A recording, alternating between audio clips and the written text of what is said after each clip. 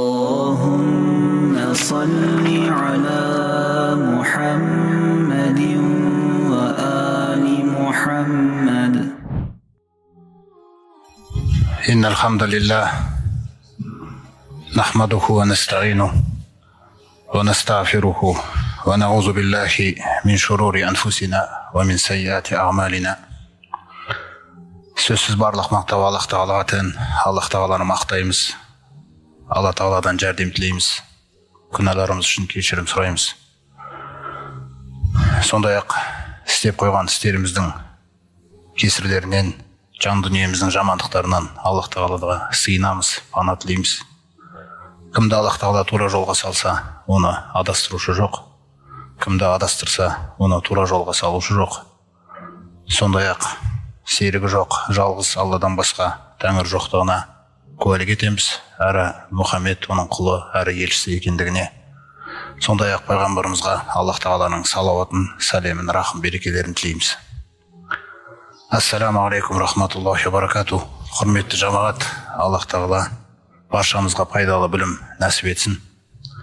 Аллах Тағаланың сәттілігімен біз сіздермен пайғамбарымыздың өмірін үйрену дәрісінде жалғасып жатырмыз. Өткен сабақта сол піл оқиғасы туралы айтылған болатын. Бүгін Аллах қаласа сол дәрісімізді ары қарай жалғастырамыз. Сіздермен естеріңізде пайғамбарымыздың атасы Абдул-Мутталиб өзіне түсінде Зәмзәм туралы хабар берілгеннен кейін сол Зәмзәмді қазып алған соң Құрайыштардың келіп Зәмзәмнің хақысында таласқандығы. Бұл жерде біздің де хақымыз бар, біз бұны бұлай жайына қалдырмаймыз деген жаңағы оқиға толық сол кезде айтылған. Сол кезде ол кісі қасында жалғыз ғана Харис деген баласы болатын. Сонда егер де Алла Тағала маған мені қорғай білетін, мені қорғай алатын 10 бала сыйласа, 10 ұл сыйласа, соның біреуін құрбандыққа шалам деген жаңағыдай сондай мінездің ықпалдың әсерінен осындай серт беріп қояды. Серт деген нәрсе ол кезде сол пайғамбарымыздың аталарының руында сол Меккеде жалғасып келе жатқан өте маңызды нәрсе. Ол серт айтылды ма, ол орындалу керек. Ол кезде әрине шариғат әлі жоқ. Қандай нәрсеге серт беруге болады, қандай нәрсеге серт беруге болмайды деген қағидалар жоқ. Әйтеуір серт айтылса болды, орындалу керек. Не содан ол сол 10 бала Алла Тағала маған сыйласа, мені қорғайтын, мен біреуін құрбандыққа шалам деген нәзір беріп қояды. Сөйтіп, жылдар өтіп арада Алла Тағала оған 10 баланы сыйлайды. Сол 10 баланы сыйлаған соң, олар ер жетеді, әкелерін қорғайтын жасқа жетеді. Содан жаңағы сертіне есіне алып, балаларымен жеке кездесіп отырып, сол сертінен хабар береді. Балаларына айтады, мен осындай серт берген едім, енді оны орындамасам болмайды. Сондай-ақ ол сертінді адамдар да естіген, олар да ол сертін орындамады ғой деген сөздер жүреді ертең. Деген соң балалары, сіз серт берсеңіз, онда орындаңыз, біз бәріміз келістік дейді.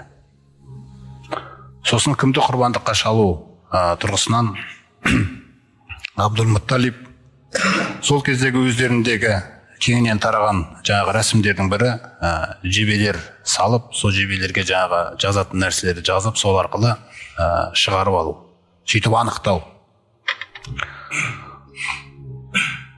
Ол кездегі жаңағы Қағбаның ішіндегі ең үлкен әуелгі анау өткендегі айтқан Амр ибн Лухай деген кісінің алып келген Хубал деген бұт, сол жаңағы меккеліктер үшін негізгі бұт саналады, Қағбаның ішінде тұрған. Соның қасында арнайы жаңа шырақшы жүреді, сол нәрсенің реконструкциясымен айналысады, жылдан жылға жаңағы қарап жүреді дегендей. Сол жерге барып, жаңағы 10 жебені әрбір баласының атын жазып, содан жаңағы шырақшыға Хубалдың қасындағы айтады, мынадан біреуін тарт деп. Сол алып қалған кезде Абдулла деген баласының есімі шығады. Абдулла сол балаларының ішіндегі өзі бір сүйікті баласы болатын, Абдул-Мутталибтің. Алайда жаңағыдай серт беріп қойған, ол серттен қайтаратын ол кезде нақты шариғи білім, дұрыс білім, дұрыс жол жоқ. Сонымен қалай солай қалыптасқан, солай олар істеуге жаңағы жұмсалады. Сөйтіп, онда мен Абдулланы сертімді орындаймын, құрбандыққа шалам деп алып баратқан жерінде біраз ағайындары, сондай-ақ нағашылары сол жерде араласып, мынау нәрсе болмайды, бұл нәрсені істемеңіз, мұның басқа бір жолын көрейік, мен сертімді қайтайын дейді ол. Сертіңізді мүмкін жаңағындай шешілер, мүмкін сертіңізден қайтатын бір жол бар шығар. Ол қандай деген кезде олар сол кездегі тағы бір рәсімдердің бірі, олар қандай да бір нәрсеге жауапта болмаса, көріпкелге, жаңағы сәуеге кісілерге барады. Сөйтіп солар арқылы жауаптарын алады. Сөйтіп олар айтады, осындай бір көріпкел сәуеге бір әйел кісі бар, сол кісіге барып, осының шешімін сұрайып көрейік деп. Жақсы деп сол жаққа барады. Сосын ол мынандай хабар береді оларға. Сіз Абдуллаға қарсы ең бірінші 10 түйе атаңыз. Маған осындай хабар келіп жатыр дейді. Сөйтіп, осы екеуін тартасыз. Егер Абдулла шықпаса қайтадан, онда тағы 10 түйе қосасыз.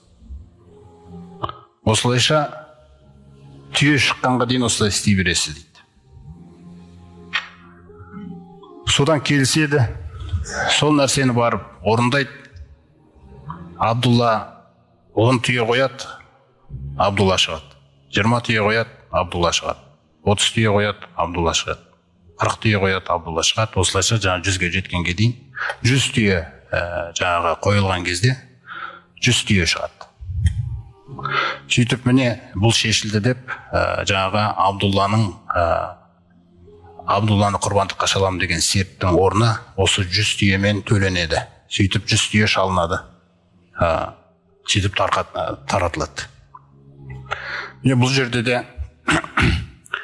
кейінгі жаңағы шариғатымызда пайғамбарымыз саллаллаху алейхи ва саллям үйреткенде біріншіден жаңағындай нәзір мәселесі, пайғамбарымыз саллаллаху алейхи ва саллям өзі айтқандай, нәзіру нәзірон дейді. Жалпы нәзір осындай серт беру екі түрлі болады. Бұның біреуі فَمَنْ كَانَ لَهُ نَذْرٌ فِي طَاعَةِ اللَّهِ. Кімде-кім осындай серт берсе, яғни мен осындай бір орындаймын деп, сөйтіп орындайтын амалы фи таатилля, Алла тағалаға бойұсынуды бейнелесе. Алла тағалаға бойұсыну, құлшылық мағынасын бейнелесе, онда фахуа лиллахи дейді. Онда бұны Аллах үшін орындау керек. Ва фихил вафа. Вафа деген сөзден бізде опалы деген сөз шығады. Яғни нәзіріңе, сертіңе, уәдеңе опалы болды. Алла тағала үшін серт бердің ба, онда орында дейді. وَمَنْ كَانَ لَهُ نَذْرٌ فِي مَعْصِيَةِ اللَّهِ. Ал кімде-кім осындай бір нәзір беріп қойып, және де ол берген нәзірі серті Алла тағалаға бойұсынбау, тілазарлық нәрсені бейнелейтін болса, күнәлі нәрсені бейнелейтін болса, онда вазалика лиш-шайтан дейді. Онда бұл шайтан үшін жасалатын нәрсе, вала вафа фихи дейді. Бұндай нәрседе опалы болып, ол серт орындалмайды дейді. Бірақ серт беріліп қойылғандықтан, ол сертті мойнынан түсіру болады, оны каффарат деп атайды. Жаңағы фаюкаффируху каффаратул ямин дейді. Яғни кез келген адам бір уәделескен кезінде бір нәрсені уәделі етіп, сосын орындай алмай қалса, жаңағы орнына 3 күн ораза ұстап жуады ғой. Сол нәрсемен құтылады дейді. Сондықтан Алла тағала өзі Құранда да Линсан сүресінде айтады: Аузу биллахи минаш шайтанир раджим. Иннал абрара яшрабуна мин каасин кана мизажуху кафура. Сол бір кез жәннатқа кіретін ізгі құлдар, ізгі тақуалар, олар жәннатқа кіргеннен кейін бір бұлақтан ішкізіледі дейді. Ол бұлаққа Алла тағаланың жаңағы жаратып қойған кафур деген хош иісі араластырылады дейді. Бұл жәннаттағы бір үлкен нығмет. Бұл ізгілердің жаңағы бір сифатын баяндайды Алла тағала. Юфуна бин нәзри деп ең бірінші сифаты, олар егер нәзір берсе, серт берсе, онда олар серттеріне опалық жасайды дейді. Орындайды дейді оны. Неге? Өйткені олар бұл сертті орындамаса, ертең жамандығы күллі неге шашырайтын қиямет күннен қорқады дейді олар. Мен сондықтан сертті орындау мәселесі осындай нәзір. Бір әйел кісілерге пайғамбарымыз саллаллаху алейхи вассаламды сұраған кезінде, Аллахтың елшісі, менің анам қайтыс болып кетті, бірақ ол осындай бір ораза ұстаймын деген бір серті алып қойып еді. Немесе жаңағыдай бір қажылыққа барам деген бір серт жасап қойған еді, нәзір атап қойған еді. Бірақ дүниеден озып кетті. Мен орындайын ба деген кезде, қалай ойлайсың, егер де ол кісі біреуге қарыз болса, қарызын қайтарасың ба дейді. Әрине дейді да. Олай болса, Аллаға берілген серт, ол Аллаға берілген қарыз, Алланың алдындағы, ол орындалуға ең лайықты деп, осындай құлшылық бейнесіндегі нәрселер шариғатта заңды болып жалғаса береді. Қай нәрсе күнәға қарай, немесе жаңағыдай баласын бауыздау, немесе баланы өлтіру, біреумен туысқандармен байланыспай қоям, туысқандармен байланысымды үзем, немесе онымен сөйлеспей қоям деген нәзірлердің барлығы, ол жаңағы 3 күн оразамен жуылады. Ондай нәрсені орындауға болмайды. Бірақ Алланың атын кіргізіп қойған үшін жерге, сол қасиетті әлемдердің Раббысын кіргізіп қойғандықтан, оны 3 күн ораза ұстап мойнынан түсіріледі. Ол жайында өз Алла Тағала Құранда айтқандай, Маида сүресінде, Аузу биллахи минаш шайтанир ражим, ла юахизукумуллаху биллағуи фи айманикум. Алла Тағала сендердің ауыздарыңмен әдеттеніп сөйлеп қалған, Алланың атын алып әдеттеніп сөйлеп қалған сөздеріңіз үшін жазаламайды дейді ол нәрсе үшін. Мысалы біз валлахи деп жаңағыдай бір сөздерде қосылып қалсақ, бұл нәрселер үшін жазаланбайсыңдар дейді. Яғни алайда валакин юахизукум бима аққаттумул аймана. Егер де сертпен байлап жүрсеңдер, сосын орындамасаңдар, онда бұл үшін жазаланасыңдар дейді.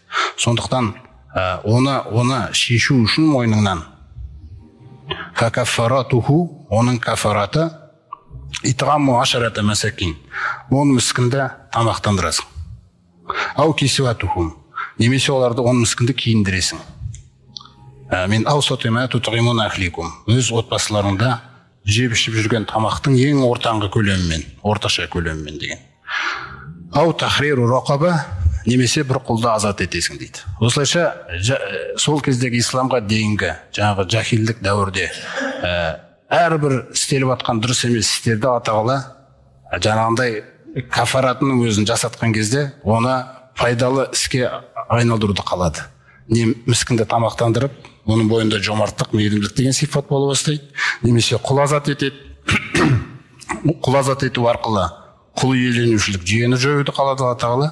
Осындай Алла Тағаланың даналығы осы күндерді қамтыған. Сондай-ақ екінші мәселе, ол кісілер сәуегейге барды, көріпкелге барды. Содан өзіміздің қоғамда да жаңағыдай кездесіп қалатын кейбір адамдар мысалы күмәнді болып жүруі мүмкін бұл мәселеде. Пайғамбарымыз саллаллаху алейхи вассалам осы көріпкелдердің жұмысының қалай болатындығын баяндайды. Содан сахабалар сұрайды, Аллахтың елшісі, бұл каххан, жаңағы көріпкелмін, сәуегеймін деген кісілер туралы не айтасыз дейді. Сонда пайғамбарымыз айтады, иннахум лайсу фи шайин, олар түкке татымайды дейді. Кіріспе сөзінің басында. Олар түкке татымайды дейді. Сосын ол адамдар айтады, кейде олар бізге бір нәрселерді айтады, сол айтқан нәрселері хақ болып қалады дейді. Мұны қалай түсіндіресіз деп жатыр ғой енді. Мұны пайғамбарымыз саллаллаху алейхи вассалам айтады, Аллах Тағала қандай да бір істі шешкен кезде Жебірейілге хабарлайды дейді сол істі. Сөйтіп ең биік аспандағы періштелердің барлығы Алланы дәріптейді дейді. Ол дәріптелген кезде келесі аспан дәріптейді дейді. Осылайша төменгі аспанға дейін. Төменгі аспанда дейін жаңағы періштелер түседі. Періштелерге дейін кейін Раббымыз қандай нәрсені шешті деп айтады дейді. Содан Раббымыз осындай нәрсені шешіпті дейді. Алла Тағаланың шешімі әрбір жерде, әрбір елге, әрбір ауылдағы әрбір кісіге қатысты шешімдер шығарылып жатады. Сол нәрселерді періштелер хабар береді, ең төменгі дүние аспандағы періштелерге жетеді бұл хабар. Сосын олар Алла Тағаланың қалауымен дүние аспандағы періштелер бір-бірімен сөйлесіп тұрады дейді, осы нәрсе жайлы. Сол кезде жаңағы шайтандар, жындар көтеріліп жаңағы ақпаратты ұрлауға тырысады дейді. Мүмкін бұйырып қалар деп бірінің үстіне жаңағы көтеріліп, бұл енді Алла тағаланың жаңағы жол бергеніне байланысты. Алла тағала жол бермесе ешкім ешнәрсеге жете алмайды. Бірақ Алланың даналығы солай қамтыды. Оларға сондай бүйтіп көтеріліп, дүние аспаннан жаңағындай періштелерден ести алатындай бір мүмкіндіктер берді. Сөйтіп олар сол хабарды естиді дейді.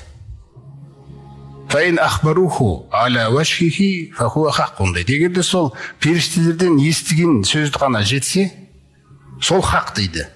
Періштелердің аузынан жаңағындай естіп, содан қабылдаған хабар хақ хабар дейді. Алайда олар ол хабарды өзгертуге тырысады.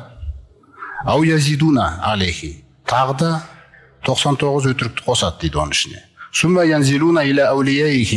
Сосын өздерінің достары болған көріпкелге түседі дейді. Көріпкел не отқанын білмейді, ол Алладан хабар келіп отыр деп ойлайды. Сондай нәрселер қоғамдағы. Сосын жаңағы нәрсені сөйлейді. Сол сөйлеген кездегі ішіндегі жаңағы періштелерден естіген нәрсесі хақ. Сол кейде сендерде болып қалатын нәрсесі сол себепті деп пайғамбар түсіндіріп кетіп жатыр да. Ал енді оларға барсақ бола ма, Аллахтың елшісі? Мән ата аррофан, кімде-кім көріпкелге барса, фасаалаху ан шайин, сөйтіп ол көріпкелден бір нәрсе жайында сұраса. Кез келген, менің сиырым жоғалып кетті, менің осындай не болып қалды, осындай бірдеңке деп барып сұраса. Лән туқбала лаху салатуху арбағина яуман.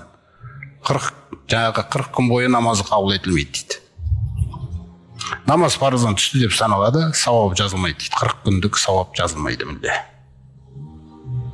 Сосын пайғамбарымыз салсам айтады: "Мән ата аррофан ау кахинан", кімде-кім сәуегейге немесе көріпкелге баратын болса. Сосын юсаддиқуху ма яқулу, оның сөйлеп атқан нәрсесін растайтын болса, рас айтады деп. Фақад кафара бима унзила аля Мухаммадин саллаллаху алейхи вассалам дейді. Олай болса, ол Мұхаммедке түсірілген Құранға жаңағы мойындамаушылық жасады дейді. Құранды мойындамады дейді ол. Ол әлі де жүрегі Аллаға қарай піспеген, ғайыпты тек қана Алла біледі деген қағидаға келісе алмай жүрген, әр нәрседен бір жол іздеп жүрген бір адам деп түсіндіріп жатыр да пайғамбарымыз. Не сондықтан бұл жаңағының барлығы пайғамбарымыз әлі пайғамбар болғанға дейін, болмағанға дейін жаңағы шариғат әлі түспегенге дейінгі сол кездегі адасу болып жатқан, жолсыз, тура жолсыз болып жатқан жағдайлар еді ол жақта. Не сондықтан осы нәрселерді жаңа баяндап кетіп жатқанымыз сол да. Қандай нәрсеге нәзір серт беруге болады орындауға, қандай нәрсеге болмайды. Одан кейін жаңағы көріпкел, сәуегей дегендердің әңгімелерін пайғамбарымыз кесіп тастады болды. Пайғамбарымыз сосын бұл хадистерді сөйлегеннен кейін бір мұсылман, бір мұъмин, бір сахаба ешқашан сәуегейдің, көріпкелдің қасына барған емес. Не сондықтан осы жерде жаңағы Абдул-Мутталиб осы Абдулла деген баласын құрбандыққа шаламын деп, сөйтіп жаңағы 100 түйе орнына аталады. Бұл 100 түйе пайғамбарымыз саллаллаху алейхи вассалам шариғатпен мақұлдаған, осы 100 түйеге тоқталған өзі. Бұл қай нәрсеге тоқталған деген кезде, мысалы кісі өлтіріп қою қылмысы болған кезде, пайғамбарымыз саллаллаху алейхи вассалам жаңағы соңғы қажылығында баяндаған: "Мән қотала муъминан мутағаммидан", кімде-кім бір мұъминді әдейі қасақана түрде барып өлтіріп қоятын болса, дуфиға иля аулияил мақтул дейді. Жаңағы өлтіріліп қойған кісінің туысқандарына тапсырылады дейді ол кісі. Сөйтіп қазы келеді ана жерде. Алла Тағала Құранда кутиба алейкумул қосос, жаңағы чек алу мәселесі. Өлтіріліп қойған кісіні өлтіру арқылы жазалау деген нәрсе қысас деп аталады. Міне сол туысқандарының қолына тапсырылады, қазы келеді кәдімгідей. Сөйтіп фаиншау қоталуху, егер қаласа олар оны өлтіріп жазалайды. Өйткені жүректегі нәрсе кетпейді ол бәрібір. Ол есіне түсе береді. Ол жаңағындай үлкен жамандық қалып баруы мүмкін болады ертең. Бір кек сақтап тағы да басқа нәрселер. Ва иншау, қаласа өлтіреді, қаласа дият дейді. Кісінің құнын төлейді. Сол кісінің құны төленген кезде миатулибл деген пайғамбар саллаллаху алейхи вассалам жаңағы 100 түйе деген. Ол 100 түйенің өзі жаңағы көбіне ұрғашылары 2 жас, 3 жас, әртүрлі жастағы нелер беріледі. Сөйтіп 100 түйе беріледі. Ол кезде жаңағына Омар радиаллаху анху халифа болған кезде бағаларын, құндарын бекітіп қойған. Сонда жаңағы 1000 динар дейді ол ақшамен. 1000 динар ақшамен, алтынмен. Ал 10.000 дирхаммен. Дирхам күміс қой, динар алтын. Егер де ода түйе болмай сиыр болса, онда 200 сиыр береді дейді. Бір адамның құны. Егер де қой болса, ода 2000 қой береді дейді. Бұл адамның қадір қасиетін тануға қойылған үкімдер. Бұлар болмаған жерде адамдар ойына келген істеп жүре береді. Сондықтан шариғат осындай нәрселерді әуелді қойып тастағаннан кейін, шариғатта бұндай қылмыстар кеңінен тарамады одан кейін. Сондықтан осындай үкімдер баяндалып жатыр. Сөйтіп, Абдулла аман есен қалғаннан кейін Абдул-Мутталиб, Абдулланың әкесі, енді оған жарыз дейді. Текті. Ол кезде жағымна араб елдерінде тектілік деген нәрсе өте, ол да өзіне ерекше бір маңызды нәрсе, маңызды құбылыс. Сол жақсы бір қызды іздейді. Содан Уахбаның қызы Амина, пайғамбарымыздың жаңағы анасы болашақ. Сол Уахба қызы Аминаны соны таңдайды. Өйткені сол өз заманындағы Құрайыштағы жаңағы ең сұлуы, сол кездегі жағдайға сай, олардың таңдауларына сай, ең текті, мінезі жақсы. Яғни адамгершілік қасиеттер мол. Мысалы, адамгершілік пен имандылық деген нәрсе бар, құрметті жамағат. Адамгершілік деген нәрсе иман болмаса да, адамның мойнында мықты қасиеттерінің қалыптасуы. Ол әділ, түсінесіз ба? Ол ынсаппен қарайды, мейірімді, жомарт. Яғни адамгершілікке тән қасиеттердің бәрі бойында бар, бірақ иман болмауы мүмкін. Сондықтан пайғамбарымыз саллаллаху алейхи вассалам бұл кісілерді туралы былай дейді: «Хиярукум фил жахилия, хиярукум фил ислам» дейді. Ислам келмей тұрып, қоғамдарының іштеріндегі ең жақсы болғандарың деп отыр ғой, адамгершілік мол. Исламды қабылдаған кезде автоматты түрде ең жақсы болып кетеді дейді. Қараңыз, бұның несін көрдіңіз ба? Табысы қандай, жетістігі қандай? Ислам қабылдаған бетте автоматты түрде күлді мұсылмандар үстіне шығып кетеді екен бұл. Неге? Өйткені күллі қасиеттердің бойында дайын тұр. Ал егер де иман болмаса, онда оның дүниесі бұл дүниеде жақсы болады да, ақырет қиын бола береді. Міне, сондықтан жаңағы тек мәселесі, текті мінез, сондай ата тегінің мықты болуы, жақсы мінездердің бойларында болуы, адамгершіліктері мол, осындай Аминаны атасы Абдул-Мутталиб жаңағы баласы Абдуллаға таңдайды. Сөйтіп, жаңағы құдалар барады, ол жақтың жаңағы қыздың қолын сұрайды. Осылайша олар келісіп, сөйтіп некелері қиылады. Сөйтіп бір шаңырақ тұрады, бұл Абдулла мен Аминаның шаңырағы, пайғамбарымыздың ата-анасы. Өстіп, Алла тағаланың қалауымен пайғамбарымыздың анасы пайғамбарымызға аяғы ауыр болады. Ал Абдулла, Абдул-Мутталиб әкесінің қасында жаңа сауда істерімен шұғылданып көмектеседі, әкесі оны Шам елдеріне қарай сапарға жібереді. Шам елдеріне қарай сапарға жібереді, жолшыбай Мединаға соғып тағы да көбірек құрма сатып әкелуі бұйырылады. Сол сапарға кетеді ол. Сол сапарға кетіп, Шам елдерінде анау Ғазза деген жаққа өтеді, өткенде Хашим атасы барып жүрген, естеріңізде. Сол Ғаззадан ауырып қалады, сонымен Мединаға жетіп үлгереді да, Мединаның ол кездегі аты әлі Ясриб қаласы, сол Мединада нағашыларының қасында қайтыс болады. Сол жерде қайтыс болып дүниеден озады, сол жақта жерленген. Міне бұл хабар Амина анамызға жетеді, ол кісі қиналып, өзінің бір өлең сөздері бар, айтатын: Хашимде сендей ұл бар ма деген, тағдыр сені алып кетті дегендей, сенде келісіп дүниеден қайттың деген сондай өлең жолдарының өздерінің нелері бар. Өйткені ол кезде әрбір екі адамның өзі ақын болатын. Әрбір қуанышты немесе қайғыны өлең сөздермен білдіру деген нәрсе болған. Пайғамбарымыз саллаллаху алейхи вассаламның өзінің отбасын көкелері мен нағашы жұрттардың бәріне келетін болсаңыз, бәрі ақын болған. Тек пайғамбарымыз саллаллаху алейхи вассаламды Алла тағала ақындық бермей, Құранды ғана сөйлейтін адам қылып дайындады. Міне содан әкесі сол жақта қайтыс болғаннан кейін мына жақта бала жетім қалды, әлі анасының құрсағында. Сөйтіп күндердің бір күні пайғамбарымыз саллаллаху алейхи вассалам дүниеге келетін күні келеді. Бұл жаңағы сол кешегі піл оқиғасы болған жыл. Піл оқиғасынан кейін тарихшылардың айтуы бойынша сол 50-60 күннен кейін пайғамбарымыз саллаллаху алейхи вассалам дүниеге келді. Сондықтан пайғамбарымыз саллаллаху алейхи вассалам дүниеге келу жылы піл жылы деп аталады. Кейін барып жаңа христиандардың сол кездегі Византия империясының әкеле жатқан календары бойынша ол 571 жылға сай келген. Сол кездегі сәуір айына 20-сы мен жаңағы 22-сі жұлдыздарына қарай дейді. Жалпы пайғамбарымыз саллаллаху алейхи вассалам дүниеге келгені сол Меккеде осы Абу Толиб пайғамбарымыз саллаллаху алейхи вассалам немере ағатайының ауласында әрбір хашимиттердің кварталында, хашимиттердің ауданы бар. Пайғамбарымыз саллаллаху алейхи вассалам 4-ші атасы Қусай кезінде осы жүйені сол жүйелеген. Қаланы қала бейнесіне келтірген, әрбір руға аудан бөліп берген райондар. Әрбір рудың бөліп берген райондары бар. Осы нәрселердің бәрін жүйелеп кеткен пайғамбарымыздың Қусай деген атасы еді.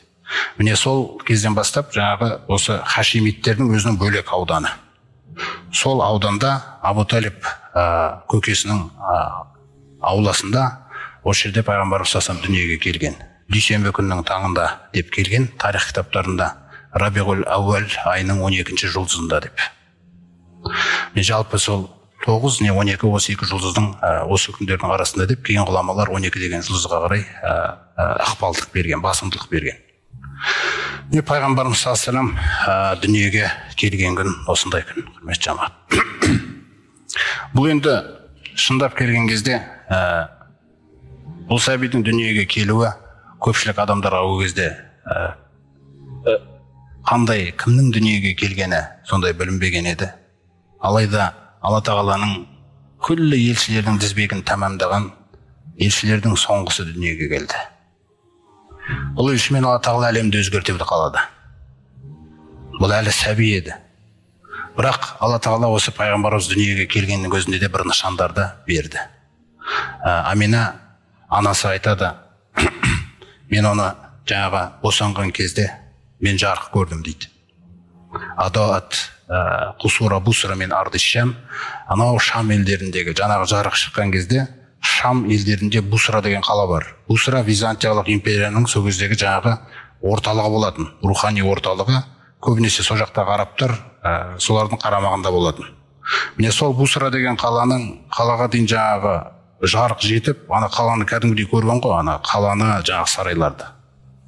Бір мезет көрінді де жоқ болып кетті болды. Осы анасына көрсетілген нәрсе еді. Жаңағы ғұламалар осы хадистерді келтіреді. Бір хадисте пайғамбарымыз саллаллаху алейхи вассалам өзі айтқандай, ана дағуату Ибрахим, мен Ибрахим атамның дұғасымын. Ва бушра Иса, сондай-ақ Иса пайғамбардың сүйіншісімін. Ва руяти, жаңағы руяту умми деген. Сондай-ақ анамның көрген нәрсесімін дейді. Жаңағы жарықты айтып отыр. Сөйтіп, Амина босана сала атасына сүйінші жібереді Абдул-Мутталибке. Абдул-Мутталибке жаңағы барып айтып, ол кісі келіп қуанып, баланы алып барып Қағбаның қасына апарады. Қағбаның қасына апарып, сол жерде Алла тағалаға шүкірлік айтады. Содан Мұхаммед деп есіміңді қойдым деген нәрсе. Мұхаммад деген есімнің өзінің қойылуы шындап келген кезде бұл мақтаулы. Күллі қандай да бір мақтауға еленген адамдар болса, күллісі бұл кісі еленген мақтаудың астында. Мұхаммад деген мақтаулы. Осы есімді Алла тағала нәсіп етеді, атасының аузына салып, Мұхаммад деген есім сол жерде қойылады балаға. Кейбір аяттарда пайғамбарымыз саллаллаху алейхи вассалам сол сүндетке отырғызылып, сүндеттелген күйде туған деп дүниеге келген деп айтылған. Бір риуаяттарда атасы сол 7-ші күні сүндетке отырғызған деп айтылған.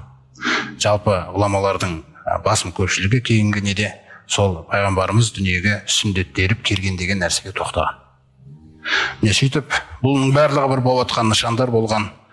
Пайғамбарымыздың көкелерінің ішінде жаңағы Абу Лахаб деген көкесі бар, білесіздер. Абу Толиб, Хамза, Аль-Ғаббас, олардың барлығы пайғамбарымыздың көкелері. Әкесінің жаңағы бауырлары, інілері. Міне осы Абу Лахабтың жаңағы Суайба деген күңі болады. Сол хабарды естіп, қожайынына, яғни Абу Лахабқа келіп, Мұхаммед дүниеге келді, атасы солай атын қойды, Амина босанды деген хабарды алып келген кезде, қуанғаннан, Абу Лахаб қуанғаннан Суайбаға сен азатсың деген. Қараңыз қалай басталған әуелде нышандар.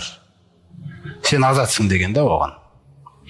Сол Суайба жаңағы анасы Аминада сүт болмағаннан кейін, сүт дұрыс келмегеннен кейін емізген осы Суайба. Сүт анасы, ең бірінші бастаған сүт анасы осы Суайба өзінің баласымен бірге осы пайғамбарымыз салыстан емізген. Пайғамбарымызға дейін Хамзаны да емізген осы кісі еді. Хамзаның да сүт анасы. Пайғамбарымыздан кейін естірсіздер, Абу Салама деген жаңағы сахаба болған, әйелі Умму Салама. Абу Саламаны да емізген осы Суайба. Сөйтіп әуелгі сүт анасы жаңағы сира кітаптарының барлығында осы Суайба анамыз деп айтылады. Әуелгі сүт анасы. Сөйтіп осындай үлкен нәрселер болып жатады, қуаныш келеді. Абдул-Мутталиб те жаңағындай сәбиге ерекше қарайды. Содан мына мәселе бар енді. Бұл да бір өте маңызды. Жаңа айттық, Меккедегі күн ыстық, қуаншылық жағдай болады сол жылдары. Ризық нәсіпте таршылық болады. Емізетін сүт болмайды. Амин анамызда. Бұл уақыттарда Бану Сағат деген жайлауда Сағат руының жайлауы болады. Олар өздері қой бағады, түйе бағады. Сол жайлаудағылар Меккеге бір түсіп келіп тұратын уақыттар болады. Сөйтіп емізуге балаларды алып кетеді. Бұл қалыптасқан дәстүр. Мекке қала, ауыл, жайлау. Сондықтан меккеліктер де сондай нәрсеге өздері үйренген. Балаларын жаңағы бері жібереді. Сөйтіп анжақта сүт анасы емізеді, оған қарайды, жайлауда өсіреді, бағады. Сөйтіп жаңағы ақшасын төлеп қояды. Міне Бану Сағатта солардың келетін кезі кеп қалады. Бұл оқиғаны жаңа Халима анамыз айтып жатыр. Радиаллаху анха. Сол Халима күйеуінің аты Харис, қастарында жаңа баласы болады, Абдулла деген. Сондай ақ оның 2 қызы бар, бірақ сапарға жаңағы ұл баласын ғана алып шыққан болатын. Сонымен менің бір көшпен келе жатқан кезімізде Шабан есегім бар еді дейді. Жүрмейді, көштің соңында әрең дегенде келе жатқан есек. Онымен қоса артымызда бір түйеміз бар еді. Оның өзі жаңағы желінде сүт жоқ, әбден суалған, бір тамшы сүт бермейді. Өзімде де сүтім таусылды дейді, баламды емізетін. Сондай бала да жылап, мазамыз кетіп, осылай бір келе жатқан кезіміз болатын дейді. Сөйтіп Меккеге келіп жеттік. Әдеттегідей әрбір әйел адамдар өздеріне жаңа сәбиді таңдауға кірісті. Адамдардың көбісі негізі үйренген жағдайымыз, кім ақша бере алса, соның баласын алып кетеміз. Сөйтіп пайғамбарымыз саллаллаху алейхи вассаламды да жаңа сәби пайғамбарымызды да ұсынып жүреді. Мынаны кім алады деп. Әкесі қайтыс болып кеткен жетім, анасы мен атасы не бере алады бізге деп адамдардың барлығы оған назар аудармастан басқа бір табыс түсетін жақтарды алып атты дейді. Сөйтіп алатын адамдардың барлығы өздерінікін алып болып, енді құр қайтпайық деп күйеуіміз екеуміз ақылдасып, мен қайтсам де осы жаңағы жетім десе осы сәбиді алып кетемін деп шештім дейді. Күйеуіміз екеуміз осылай ризаласып, сол сәбиді алдымызға алып кеттік дейді. Содан енді ауылға қарай қайтып келе жатқан кезімізде жаңағы әшейінде жүрмейтін есегіміз кәдімгідей көштің алдына шықты дейді. Бұндай нәрсені біз көрмегенбіз. Берекелі деген нәрсе бар ғой. Мынандай нәрсе бар, құрметті жамағат. Пайғамбарымыз саллаллаху айтады, егер де Алла тағала бір адамды сүйсе дейді, бір құлына мен махаббатын сыйласа дейді оған, міндетті түрде Жибрилге айтады дейді оны. Жибрил, мен пәленше деген құлымды сүйдім деп. Сен де сүй деген. Сонда Жибрил, олар Алланың рұқсатынсыз қозғалмайды бұндай нәрселерге. Сонда Жибрил осы бұйрықты басқа періштелерге де түсірді. сөйтіп жаңағы махаббат жерге дейін түседі дейді. Жерде жаңағы адамды дейді, яғни пайғамбар сәби ғой, жаңағы таңдалып жатқан Аллах тағаланың елшісі, кетті ғой махаббат адамдардың жүректері. Ол берекелі пайғамбар. Иса пайғамбардың өзі жаңағы дүниеге келген кезінде, анасы бесікте алып келген кезінде, бесіктегі бала сөйлейді ғой. Сонда бесікте жатқан баланың сөйлегені қауля инни абдулла, сөзсіз мен Алланың құлымын. Атани аль-китаба, Алла тағала маған кітапты берді. Ва жағалани набия, мені пайғамбар қылды. Ва жағалани мубаракан айнама кунту, қай жерде жүрсем де мені берекелі қылды дейді. Кез келген пайғамбардың өзі тұлғасы сондай да. Ол жүрген жер жақсылық, ол жүрген жер береке. Содан Халима анамыз жаңа оқиғаны айтып жатыр. Сөйтіп жаңа есегіміз алға қарай шығып, әйелдер тіпті ей Халима, мынау сенің есегің ба, басқа есек емес па деген сөздерді айтып жатты дейді. Сөйтіп сәби пайғамбарды алдыма алып қысқаным сол еді дейді. Алланың құдіретімен жаңағы төсіме сүт толды дейді. Содан ол да емді, өз баламды дейміздім. Ана кешегі жылай беріп ұйқы бермеген баламызды тыныштық тауып, екеуі де бір жақсылап ұйықтады дейді. Сосын жаңағы күйеуім кеп тұр дейді. Ана түйеміз желін толып тұр дейді. Бір түйелер бар еді ғой. Содан одан сүт сауып, екеуіміз де жаңағы сол жерде тойдық дейді. Осы бала біздің қасымызға келгеннен бері дейді, берекеден, берекенің үстіне береке келе беретін болды. Ауылға да жеттік. Ауылға жеткен кезде сондай біздің көңіл күйімізде, айналадағы өмір бәрі біз үшін бір керемет нәрсе болды дейді. Осы бала қасымызда жүре берсе екен, кетпесе екен деген жаңағыдай ой болды дейді бізде. Сөйтіп осы ауылына келгеннің өзінде де келіп қойларымызды жаңағы жайдық, жайылымға жібереміз. Сөйтіп адамдар да айтады дейді. Бізде ана қойларымызды сол Халиманың қойлары жайылып жүрген жерге қарай жіберейік. Сондай біздікі де солармен бірге жақсы болып қайтып келеді деп. Алайда дейді Халима анамыз айтып отыр, біздің қойлар тамаққа тойған, желінде сүт бар түрде қайтып келеді да, олардікі сол жерде жайылса да, қарны аш, желінде сүт жоқ болып қайтып келеді дейді. Таңдау деген нәрсені көрдіңіз бе, құрметті жамағат? Өзі жәннатты таңдау деген нәрсе жатыр ғой осы жерде. Қарап тұрсаңыз, пайғамбарды таңдасаңыз егер, ар жағы керемет болайын деп тұр деген нәрсе ғой. Сәби кезінің өзінде осындай жаңағы жақсылықтарын Халима анамыз айтып жатыр. Бұл жерде алынатын сабақтар, құрметті жамағат, мына бала деген бала тәрбиесі, кішкентай баланың ең бірінші орында ана сүтін емізу мәселесі. Соны бізде көп жағдайда бір немқұрайдылықтар болып жатыр. Бір жағынан оған кейбір жаңағы әйел затының мүмкін денсаулығы дұрыс келмей жатқан шығар, тағы да басқа нәрселер болып жатыр. Алла Тағала Құранда айтады: "Вал-валидату юрди'на ауладахунна хауляйни камилайни лиман арада ан ютимма ар-радаа." Бала босанған әйелдер, аналар өздерінің балаларын 2 жыл толық емізсін дейді. Қараңыз. Кімде кім емізуді қаласа, парыз қылмаймын дейді.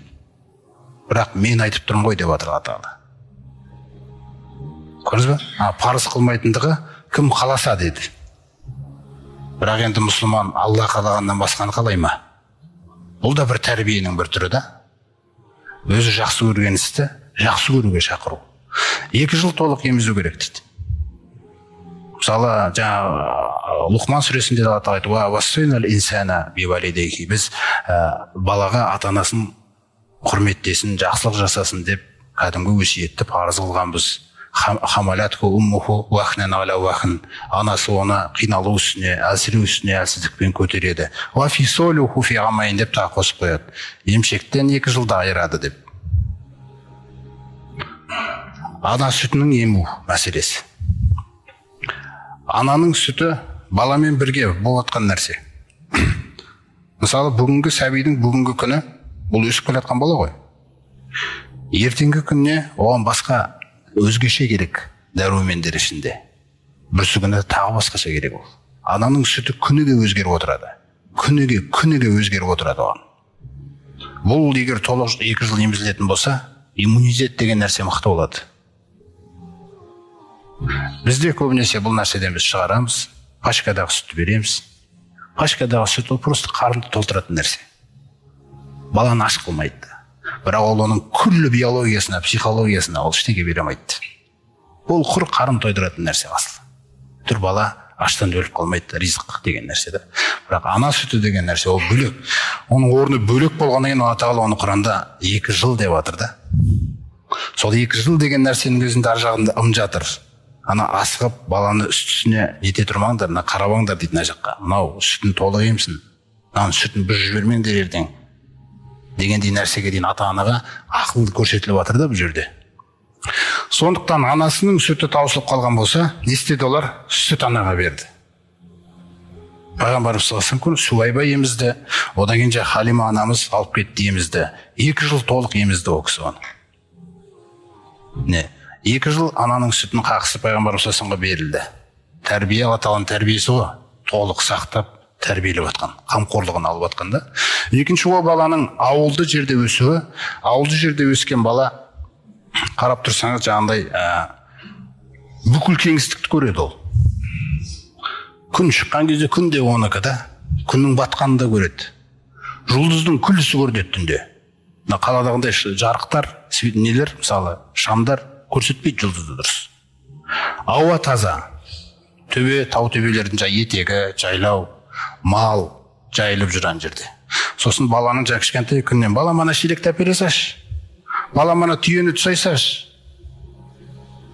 Бала әрдайым жұмыста ойнап жүріп та, еңбекті сүйіп өседі бала. А қалада ондай нәрсе жоқ қой. Қалада бала телефон ұстайды, оны өзің әперіп қойғансың, сосын ол кетті жаңа жақта. Бұрын ол 4 бөлмелі үйде ғана болатын. Қаланың өміріне қарасаң, 4 бөлмелі үйде жүреді. Қалай болса да бір күн кітап оқыр, мүмкін жаңа тағы басқа нәрсе істер. Қазір оған 4 қабырға да керек жоқ. Қазір оған мынау нәрсе болса болды. Қараңыз, мынау сананы қамайды. Қандай нәрсеге? Қиялға, арманға, ешқашан қол жеткізе алмайтын нәрселерге. Бала арман, қиял, арман мен қиял жүрген жерде жалқаулық, әлсіздік қосады. Өйткені жалқаулық арманның досы. Көрдіңіз бе? Әлсіз осы қиялдың достары бұл. Ал мақсаттың досы тек еңбек. Сол ана жайлауда баланың өсуінің өзіне кең далаға қарайды ол. Оның ой өрісі кең болады. Ол оның тіпті мына тілмен сөйлеуі, бір нәрсені баяндауына дейін әсер етеді екен ол. Өйткені Абу Бакр радиаллаху анху Пайғамбарымыз саллаллаху алейхи вассалам айтқан кезде, Аллахтың елшісі, сіз араб тілінің әдебиеті сізде ең керемет, сондай айқын дейді да, бай дейдіңіз. Сонда Пайғамбарымыз саллаллаху алейхи вассалам айтады, әрине, мен Құрайштамын ғой дейді. Яғни Құрайштағы тіл, сосын ва урдиъту фи бани Сағат. Сағаттың руында емізілдім ғой дейді мен. Көрдіңіз бе? Ана жақтағы жаңағы әрдайым жұмыс сөзіне болып жатады да, байланыс болып жатады. Сол баланың кең далада өсуі өзінің мына тарихын таниды. Мынау жері да, қараңыз қандай кер, мынау жерің сенің. Қандай керемет нәрсе.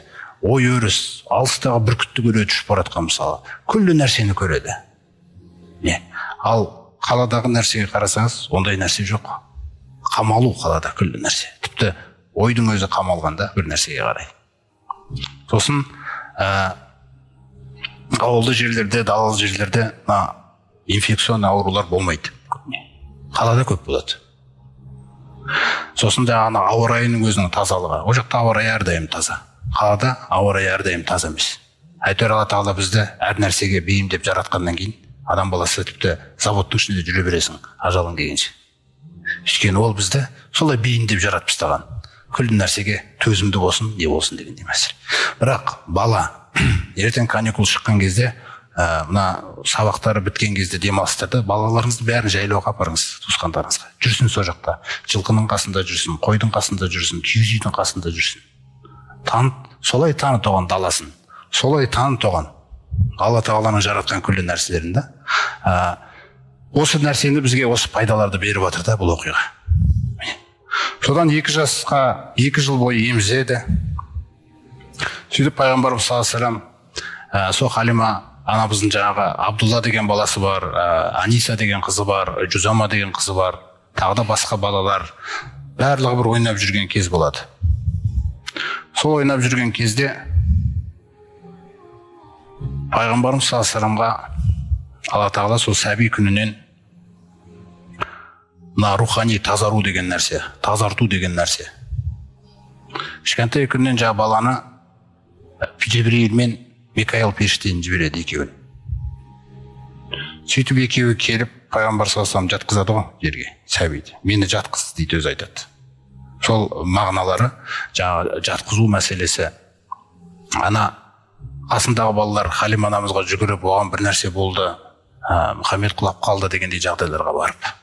Имам Ахмадта жеткен риуаятта жаңа бір өте үлкен жақсы бейнеде келтіріледі. Сол жерде пайғамбарымыз маған екі келуші келді да мені жатқызды дейді. Сөйтіп көкірегімді жарды дейді менің. Мына ота жасау деген нәрселер бар ғой. Ең бірінші көкіректі кесу деген нәрсе. Бізде көбінесе ота жасалған кезде ағзаларды емдейді, бір жерлерді жөндейді дегендей нәрселер болса. Ол кісінің жүрегіндегі жаңа рухани тазару отасы да. Осы нәрсе нақты болған. Шарх сүресі соны Құранда айтады: «Алам нашрах лака садрак». Көкірегіңді ашпап едік біз сенің, ей пайғамбар деп. Міне сол кезде көкірегімді жарды дейді. Көкірегімді жарғаннан кейін андай бір тегенеде жаңа қардың суы әкелінді, бір тегенеде бұршақ әкелінді дейді. Бір риуаяттарда зәмзәм суы деп те айтылған. Сонымен көкірегімді жарғаннан кейін жүрегімді суырып алды дейді. Алла тағала күллі нәрсе оңай, пайғамбарымыз саллаллаху алейхи вассаламның көзіне көрсетіп тұр осы нәрсені. Сонда жаңа жүрегімді ашты да ішіндегі бір мынандай бір дақты алды дейді. Әза хазу шайтан, мынау шайтанның үлесі ғой деп лақтырды дейді оны. Яғни бұл саған шайтан ешқандай ықпал жасай алмайды. Сол жүректі жаңағы немен қармен, бұршақпен жуды дейді. Сосын әкелді да оған сәкина, Аллаға қарай жүректің тынышталуы. Алла тағаладан сізді еш нәрсенің алаңдата алмауы, Алладан еш нәрсе қызықтырып алып кете алмауы деген нәрсе сәкина. Аллаға тоқтауың, әлемдердің Раббысына қарай тоқтауы да жүректің. Көзіңде, тіріңде, көңіліңде, ниетіңде күллі нәрсе осы нәрсеге тоқтау. Сол сәкинаны әкеліп жүрегіме септі дейді. Сосын жүрегімді қайтаран жатты. Көкірегімді жаңағы қармен жуды дейді, зәмзәммен жуды. Сосын барлығын орнына салды. Сосын тікті дейді. Анасы радиаллаху анха айтады: мен көрдім тігістің орнын дейді пайғамбарымыз саллаллаху алейхи вассаламның көкірегінен. Кейін екеуі осы нәрсені істегеннен кейін таразыны әкелші деп айтты дейді біріне. Сөйтіп мені бір табақшаға салды дейді таразының. Сосын мына жаққа үмбетінен 1000 адам салшы деп айтты дейді. Үмбетінен 1000 адам салып, екінші табақтағы мені салған кезде мен жақ басып кетті дейді. Аналар бүйтіп қозғалып, көзіне көрсетіп тұрған нәрсе ғой күллісі. Олар бүйтіп құлап, былай шайқалған кезде үстіме құлап кете ме деп қорықтым дейді. Сосын жаңағы Жибрил, Микаилмен сөйлесіп тұрған нәрсесі: егерде күллі үмбетін салсақ дейді, бұл басып кетеді дейді. Күллі үмбетін салсақ. Кен бұл таза Алланыкі да. Бұл Алланың үлкен ісіне дайындалып жатқан адам. Бұл бүкіл пайғамбарлар артында намаз оқыған адам. Кеше Миғраж оқиғасында болашақта айтамыз Құдай қаласа. Міне, сондықтан жүрегі жуылған осындай. Алланыкі. Өзі айтқандай: мен қиямет күні адамзаттың мырзасы болам. Мен бұны мақтан үшін айтпаймын, бірақ Раббым солай хабарла деп айтты дейді. Мен қабірден ең бірінші тұратын болам дегендей нәрсе. Өзі жаңағы атына байланысты айтқандай: Вали асмаун касир, менің есімдерім көп дейді. Менің есімім Мұхаммад, менің есімім Ахмад, менің есім жаңағы Ал-Махи, Аллази ямху биаллаху ал-куфра. Менің есімім өшірушы дейді. Алла тағала мен арқылы күпірлікті өшіреді дейді жердің бетінен. Ва анал хаширу аллази юхшару насу аля қадамайя. Сондай-ақ ең бірінші қайта тірілетін күні, ең бірінші қайта тіріліп махшарға қарай бастайтын да менмін. Адамдар менен кейін қайта тіріледі дейді. Менен кейін барып барлығы қайта тіріледі деген дейді. Ва анал ақибу. Сондай-ақ мен өзінен кейін ешқандай пайғамбар келмейтін соңғы пайғамбармын. Осы нәрселердің бәрін айтам. Және мен ғойри фахрин, мен бұны мақтаныш үшін айтпаймын дейді. Бірақ осы нәрсе хақ дейді. Алла тағала осылай істеген екен дейді күллі нәрсе. міне осы пайғамбарымыз саллаллаху алейхи вассаламның көкірегі жуылып, одан кейін жаңағы пайғамбарымыз саллаллаху алейхи вассалам осы оқиғадан кейін қорқып Халимаға қарай бардым, ол кісіде болған нәрсені айттым, ол кісіде қорқып кетті деген нәрселер бар. Бұл енді жаңа пайғамбарымыздың 4 жасында болған оқиға. Жаңағы сира кітаптарында айтуынша, өйткені 2 жастан кейін, 2 жасымен толық емізіп болғаннан кейін мен оны Халима анасын алып бардым дейді. Сосын алып барғаннан кейін бұл бала қасымызда жүре беруін қатты қаладым дейді, қимадым дейді. Сосын сол кезде Меккеде оба ауруы тарап жатыр деген сондай сыбыстар болып, адамдардың жағдайы да қиын болып жатқаннан кейін мен айттым, бұл баланы мына жақта оба ауру болып жатса бұны қайтеміз, мен қайтаран алып кетейін деп, сөйтіп анасынан сұрап тағы 2 жылға алып кеттім деген. Сол жақта енді 2 жыл ма, 3 жыл жүрді ма, бір Алла жақсырақ біледі. Әйтеуір осы оқиға 4 не 4 жарым не 5 жасында болған кезі. Жаңағы болған оқиға осы. Осы оқиғадан кейін Халима қорқып, аманатты сау кезінде апарып анасына тапсырайын деп, осы оқиғадан кейін анасын алып келеді. Сөйтіп анасын алып келіп болған оқиғаның бәрін айтады, бірақ анам қорыққан жоқ дейді бұл нәрсе естіген кезде. Өйткені мен оны босанған кезде мен жарықты көргем дейді. Көріз ғой. Сол нәрсе баланың бекер бала емес екендігі. Жайдан жай нәрселер болып отқан жоқ. Осының бәрі бұқаралық ақпаратта енді сөйленеді ғой. Әсіресе туған ағайындарының арасында, көкелерінің арасында, жаңа Абу Лахаб болсын, Абу Толиб, барлық осы Хамза болсын, осы нәрселер сыбыстар айтылады. Осы нәрселер айтылып отқан кезде адамның құлағы естіп жатыр, біліп жатыр. Бұл жай бала емес. Ол жай бала емес деген нәрсе. Міне өстіп, біраз арада уақыт өткеннен кейін Амина жаңағы Абдулланың жаңа Мединада қайтыс болды дедік қой, әкесі. Сол жаққа барып қайтайын, сол жақты зиярат етіп қайтайын, жаңа нағашылары бар. Сол жаққа барып, қасына жаңа пайғамбарымыз, Сәби пайғамбарымызды алып, алхамдулилля, сонымен сол жаққа жолға шығады. Абдул-Мутталиб аталары басқарып барады бұл нәрсені. Сөйтіп олар Мединаға келеді. Мединада сол жақта болады біраз уақыт. Сол қайтар кезінде анасы Мекке мен Мединаның жаңағы арасында жолда Әл-Әбуа деген бір жер бар, орын бар. Сол Әбуа деген жерде ол кісі көз жұмады. Сөйтіп пайғамбарымыз саллаллаху алейхи өміріне қарасаңыздар, міне әкеден жетім қалды кеше, анасының құрсағында еді. Міне қазір 6 жаста анасынан жетім қалды. Оның барлығы жаңа пайғамбарымыз саллаллаху алейхи вассаламның өзінің кішкентай күнінен не нәрсеге дайындап отыр, Алла тағала сынаққа дайындап отыр. Яғни бұл не деген сөз? Ертең ешкім мен жетім болған едім, сондықтан мен бұл жолды біле алмадым. Мен жетім болған едім, сондықтан тура жолды ұстауға менде мүмкіндік болмады деген күллі жетім атаулыға жол кесілді, сылтауға. Өйткені ол жетім болған. Сосын бұл жерде Алла тағаланың көрсеткісі келетіні, жетімдік деген ол айып деген сөз емес ол. Осыны көрсетіп жатыр. Алла тағала біреуді сүю үшін оның жаңағы жетім болмауы шарт деген шарт жоқ. Міне жетімді сүйді Алла тағала. Пайғамбарымыз саллаллаху алейхи вассалам. Сосын жүрсе көрсетті. Алла тағала өз тәрбиесіне алады баланы. Өз тәрбиесінде Алла тағала өз тәрбиесімен тәрбиелейді. Үлкен іске, өйткені алдында кіріскелі тұрған ісі өте үлкен іс, құрметті жамағат ол. Оның жаңағы өмірінде ертең біз жалғасқан кезде келеміз. Ол іске төзімді адам керек. Ол іске ең бірінші орында настроениесі түсе бермейтін адам керек. Настроение деген нәрсе бар ғой. Настроение деген нәрсе бүкіл нәрсені құртатын нәрсе ол. Жастықты құшақтатып дегендей нәрселер жаңағы. Немесе біреуді арақ ішуге алып бара салады. Ол еркектің тақырыбы емес. Алланың жолындағы ердің тақырыбы ол настроениеге қарамайды ол. Ол Алла тағаланың тапсырмасында жүреді. Сондықтан мына жаңағы әкесінен жетім қалу, одан кейін анасынан жетім қалу деген қиыншылықтар пайғамбар саллаллаху алейхи вассалам кішкентай күнінен Алла тағала тәрбиелеп келе жатыр. Алайда ерекше қамқорлықтардан мына қамқорлық кеткен кезде мына қамқорлықты ұсына қояды Алла тағала. Мына қамқорлық кетіп баратса, одан кейін қамқорлықты ұсына қояды.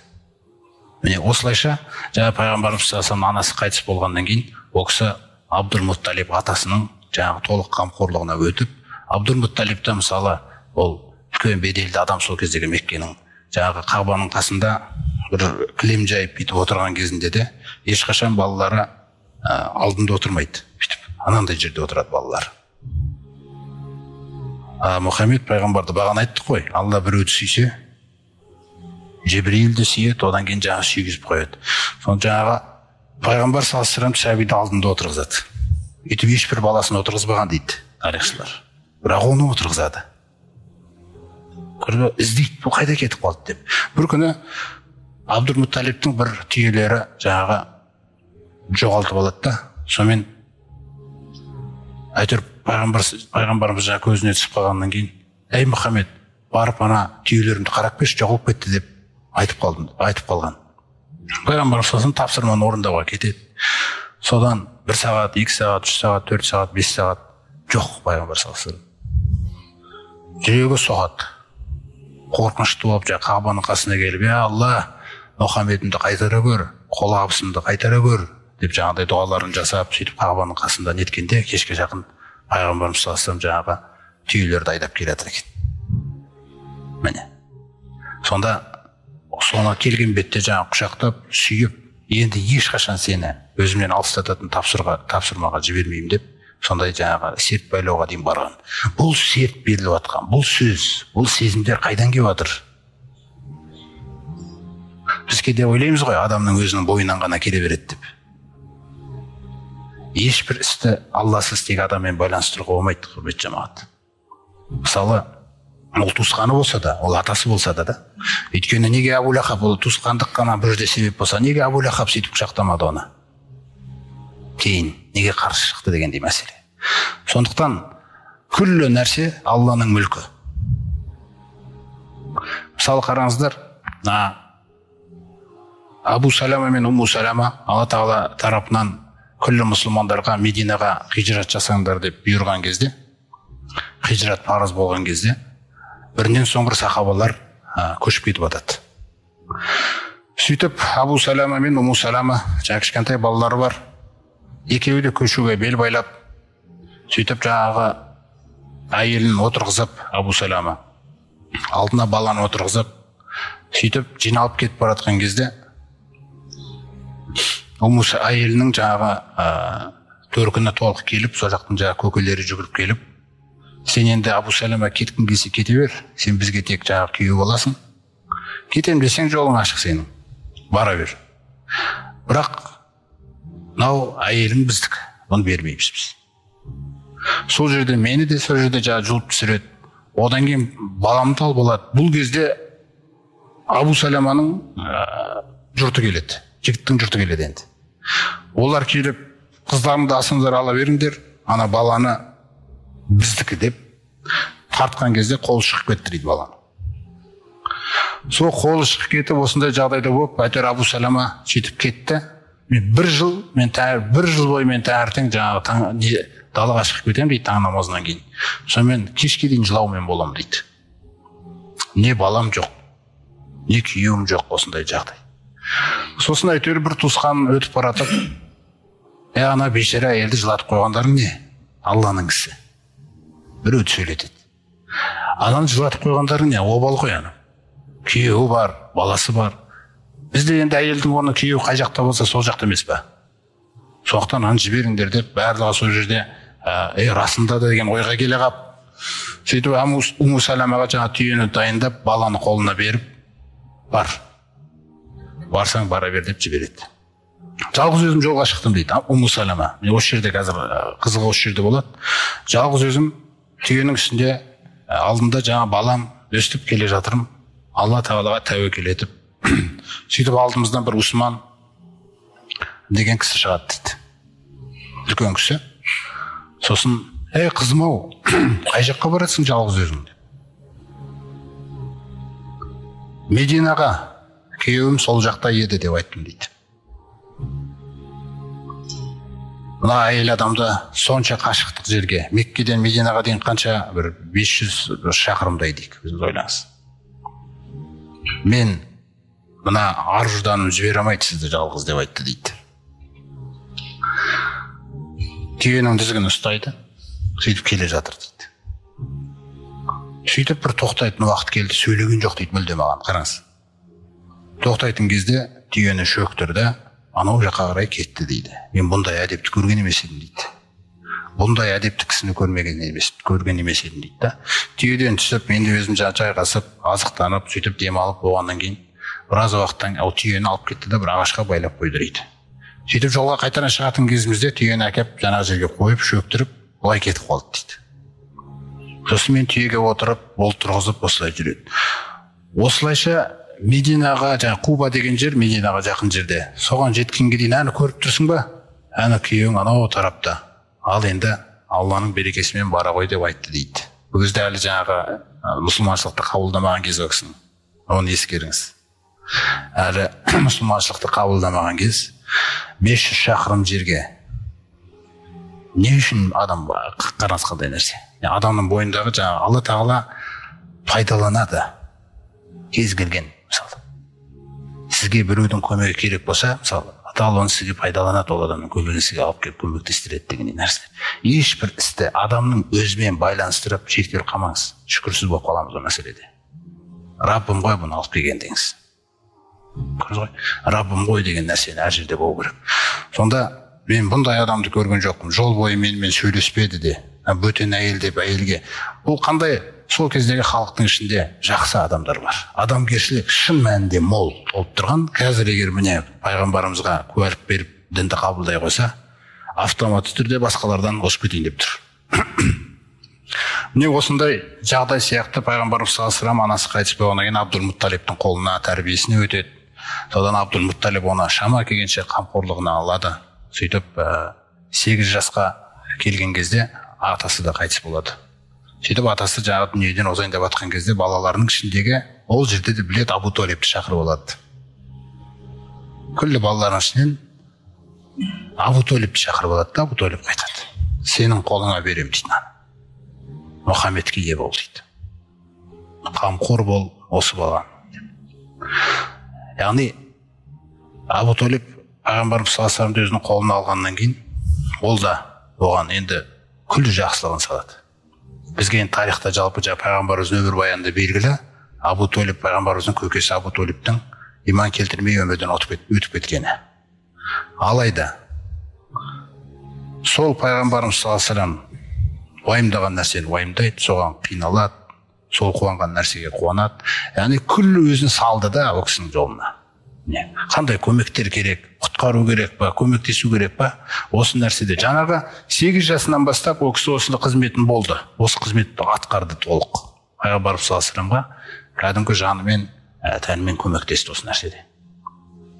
Сол Абу Талиб пайғамбарымыз саллаллаху алейхи ва саллям 12 жасқа толған кезде өзімен бірге сапарға алып барады. Өйткені кезінде білесіздер, Хашим саудамен Шамға қарай саудамен Хашим айналысқан, одан кейін Абдулла айналысты пайғамбарымыздың әкесі. Енді Мұхаммед пайғамбарды да дайындау керек осы саудаға. Сөйтіп көкесі Абу Талиб пайғамбарымыз өзімен бірге Шамға қарай саудаға сапарына керуенмен алып кетеді. Істі көрсін, үйренсін деген жағдайлар болады. Сөйтіп Шамда Бусра деген қалаға келіп тоқтайды. Бұл Бусраны бағана анасы көрген еді. Түсімде бір көрдім деді ол кісі, және босанғанда бір көрдім дейді. Ана шыққан жарықтың сол жерге дейін жеткендігі. Неге Шамды көрді, неге басқа жер емес дегенде, өйткені ең бірінші бұл жарық сол Шамға жетеді. Кейін басқа жақтарға тарайды. Неге Шам деген кезде, Шам өйткені кітап иелерінің орталығы еді. Әсіресе византиялықтардың. Сол жерде олардың жаңағы өзінің бір шіркеу ғибадатханасы бар. Сөйтіп Бусра деген жерге келіп тоқтаған кезде Құрайштардың керуені әшейінде шыға қоймайтын жаңағы бір манах ғибадатханадан шығады. Бахира деген кісі. Ол жаңағы пайғамбар саллаллаху алейхи ва саллям керуенмен келе жатқан кезде бір ағаштардың алыстан бір ағаш, бір тас бүйтіп иіле беретін нәрсені көрген екен. Сәжде жасап жатқан. Сосын бір бұлтты көреді. Жаңа керуеннің тура үстінен келе жатыр. Оның көріп отқан нәрсесіне де себеп болып отқан нәрсе, бұларға хабар берілген, олар күтіп жүрген адамдар. Кітап иелері күтіп жүрген адамдар. Әллазина атайнахумул китаба яғрифунаху кама яғрифуна абнаахум. Біз өздеріне кітап бергендер, Тәурат пен Инжилді бергендер, олар таниды Мұхаммедті саллаллаху алейхи ва саллям өз балаларын танығандай дейді. Балаңыздың ең бір өзіңізге қатты жаңағы бір нететін уақыты қай уақыт болады? Балаңыз далаға ойнап кетеді ғой. Жоқ болып кетті. Қайда жүр екен деп күтеді ғой адам. Сөйтіп келген кезде қалай қарсы алады оны дегендей. Сондай нәрсенде бұлар күтіп жүрген нәрсе, пайғамбар саллаллаху алейхи ва саллям. Соңғы пайғамбарды күтіп жүрген нәрсе. Сөйтіп келіп, жаңа керуеннің қасына келіп, бұл жерде ақсақалдарыңыз кім дейді? Олар айтады, Абу Толиб дейді. Абу Толибке келіп, Насаби дейді. Адамзаттың мырзасы болады. Саййидун наси деп келген жаңа сира кітаптарында адамзаттың мырзасы ва расулум мин роббил аламин. Әлемдердің Раббысының елшісі болады. Осы сөзді айтады. Сосын ол бұны қайдан білдің деп сұрайды Абу Толиб. Бұлар кітап иелері, бұларда кітап жоқ. Бұлар тек қана жаңағы Ибрахим, Исмаил аталарымыз деген нәрсемен келе жатқан еді, оның өзі өзгеріп, біраз буындар жаңа тәлім тәрбиені жоғалтып алды.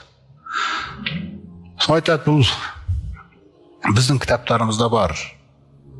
Ол кітаптарда ол қайдан келді десе, ол Иса пайғамбар кезінде, мысалы Соф сүресінде атап айтады, аузу биллахи минаш шайтанир раджим, ва исқала Иса ибн Марьям, сол бір кез Мариям ол Иса айтқан еді, я бәни Исраил, ей Исраилдің ұрпақтары, ей Яқубтың ұрпақтары, инни расулуллахи илайкум. Мен сендерге Аллахтың елшісімін. Мусаддиқун лима байна ядайя минат таура. Менен бұрын Мұсаға түскен Тәуратты растаушы болып келдім.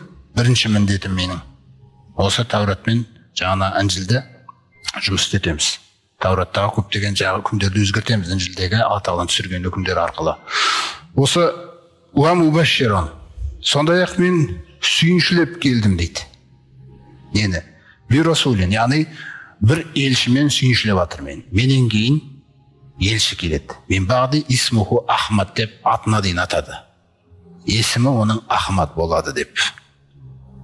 Сөйтіп кітап иелерінде күтіп жүрген адамдар екі категорияда болады. Біреулері өте аз, олар жаңа пайғамбар деп күтіп жүр. Түсіндіңіздер ғой? Біреулері бұның көзін жою керек деп күтіп жүр. Олардың саны өте көп еді. Алайда бұл нәрселердің барлығы, олардың күллі қулық сұмдықтарының бәрі кеше Абраха арқылы көрсетті Алла Тағаланың қасында ол бәрі бос нәрселер ол. Өйткені Алла Тағала шешсе оны 63 жыл жасайды, пайғамбар болады, осындай жаңағы бүкіл шаруаларды бітіреді деген нәрселер болды, ол шешіліп қойған іс. Бұл жаққа ешкімнің қулық сұмдығы өте алмайды. Алайда жаңағы Бахира сол Иса пайғамбардың сүйіншілеген сүйіншісімен, тағы да жаңа Исаның қосымша айтқан сөздерінің сол біліммен кеп тұр ғой ол. Осы жақтан шығады деп көрсетілген оған. Медина мен Меккенің арасы әйтеуір. Міне. Осы нәрсе жаңағы Абу Толиб айтады. Сіз мына баланы Шамнан ары қарай өтпеңіз. Өйткені мына жақта Византияда бұны біліп қойса өлтіру мүмкін. Сондай-ақ иудейлерді естіп қоймасы мынаны. Мединаның айналасында иудейлер көп жайғасқан. Бұлар жаңағы белгілерді көре бермесін дегендей нәрсе. Алайда бұл белгіні Алла Тағала тек сол Бахираға арнап көрсеткен ғой, жүрегімен күтіп жүрген үшін. Басқа мақсатта күтіп жүргендерге оны көрсетпейді Алла Тағала. Бірақ Бахира сол жерде өзінің адалдығын сақтады, аманатты жеткізді. Соқтан дереу Меккеге қарай кері қайтарыңыз деп пайғамбар саллаллаху бір кісіге ертіріп Меккеге қарай қайтарып жіберді. Содан кейін Абу Толиб жаңағы Шамға өзі және басқа кісілермен сапарын жалғастырады. Бұл саудалары онша болмайды. Кейін пайғамбарымыз саллаллаху алейхи ва саллям сол Меккедегі адамдардың қойын бағуға кіріседі. Пайғамбарымыз саллаллаху алейхи ва саллям өз сахабалармен отырып айтқан кезінде кейін жаңа Мединада біраз жылдардан кейін айтады: "Ма бағасаллаху набиян илля рағал ғанама". Аллах Тағала қандай да бір пайғамбарды жіберген болса, ол пайғамбар міндетті түрде қой баққан еді дейді. Ва анта, сізде ме Аллахтың елшісі деп сұраған кезде, нағам, кунту арғаха ала қарарит ли ахли Мәкка. Менде де азғантай табыс үшін меккеліктердің қойын бағушы едім дейді. Бір пайғамбар жоқ, қой бақпаған деген дейді. Пайғамбарымыздың қой бағудың былай қарасаңыз бір үлкен мектеп екен бұл, құрметті жамағат. Алла тағаланың пайғамбарымыз саллаллаху алейхи вассаламға қой бақтыруының өзі. Біріншіден біз жердегі алынатын пайда, қойдың қасында жүрген адам жауапкершілікті сезеді. Және бағушы, тәрбиелеуші, қараушы. Ол сабырлық керек ол. Неге? Өйткені таңертеңнен кешке дейін бағасың. Күннің астында алып кеткен кішкентай азығың бар.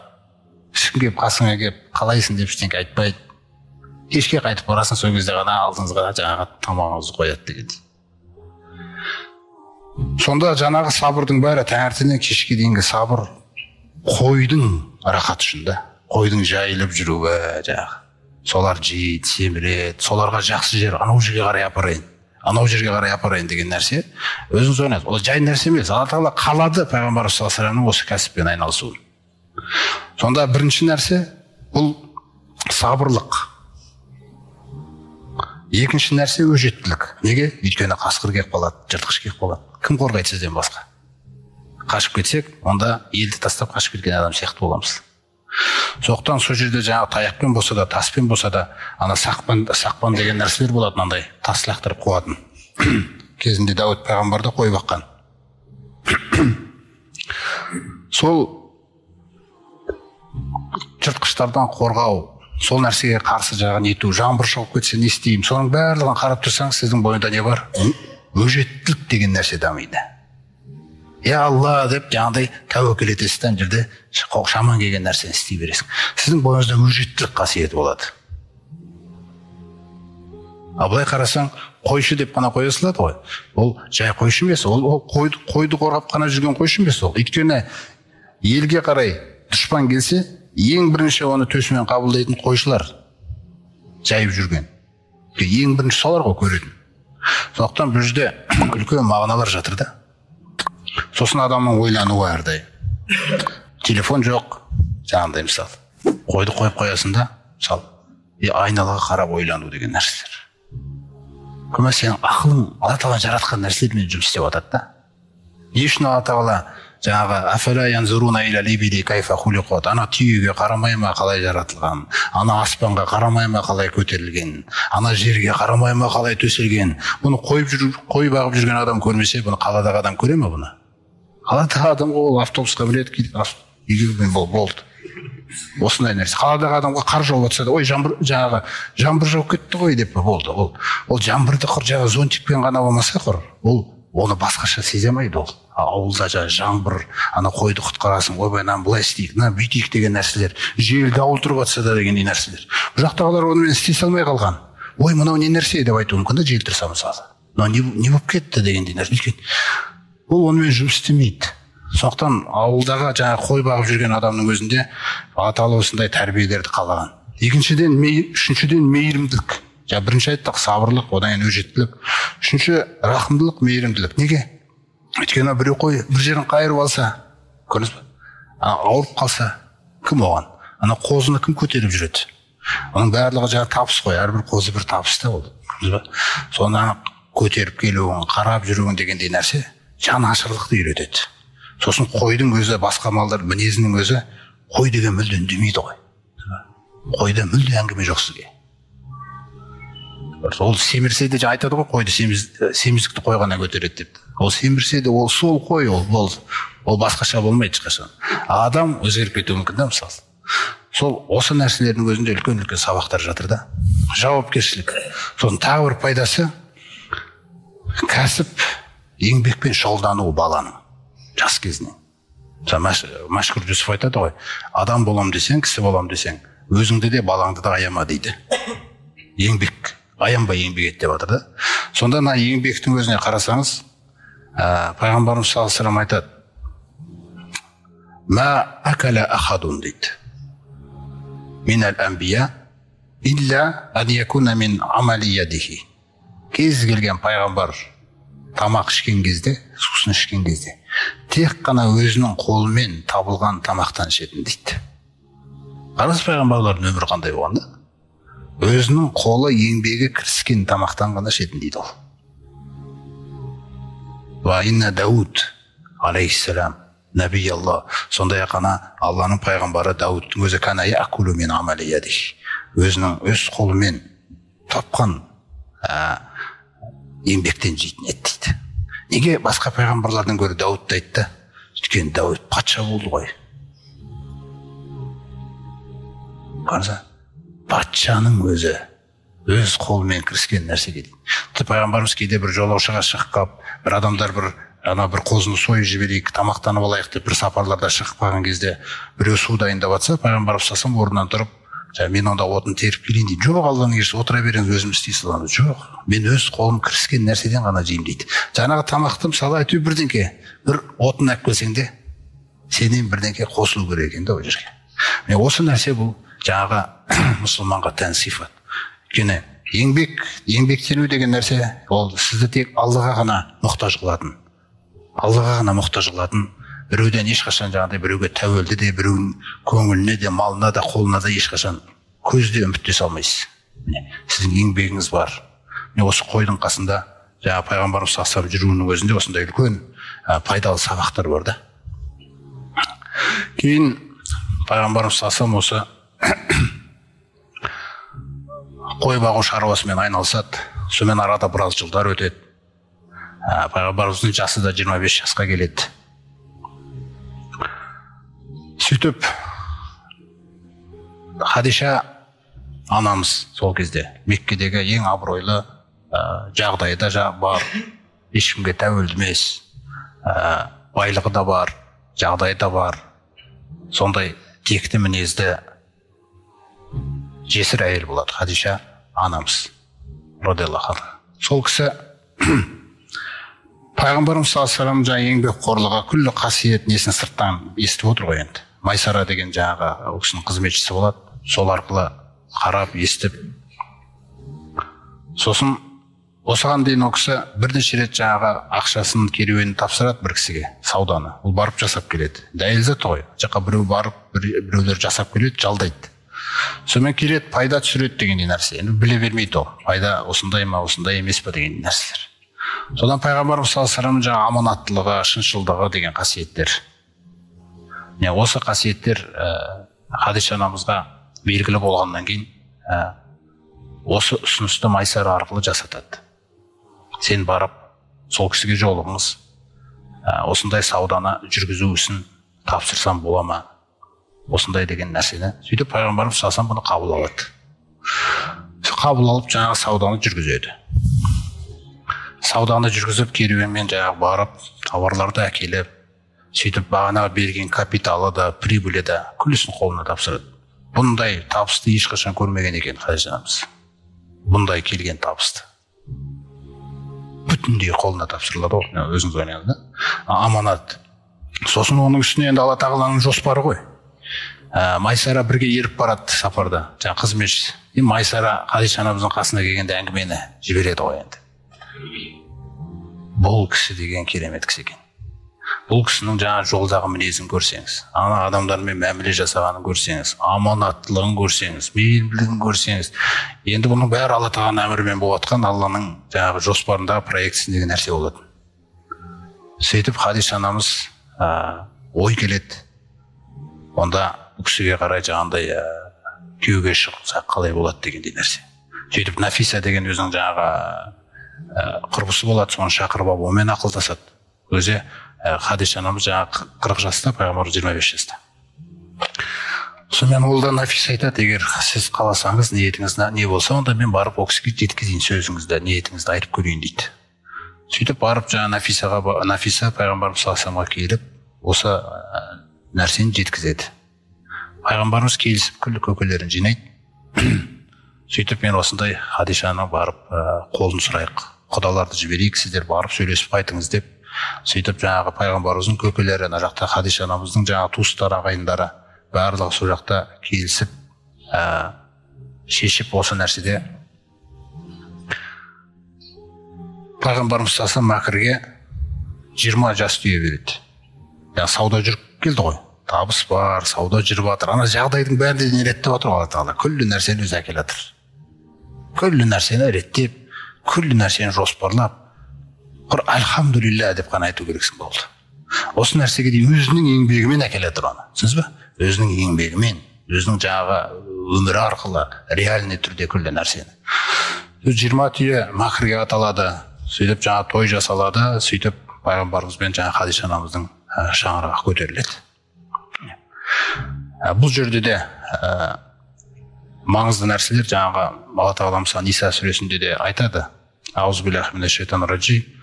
Ва атун нисаа садуқатихинна нихла.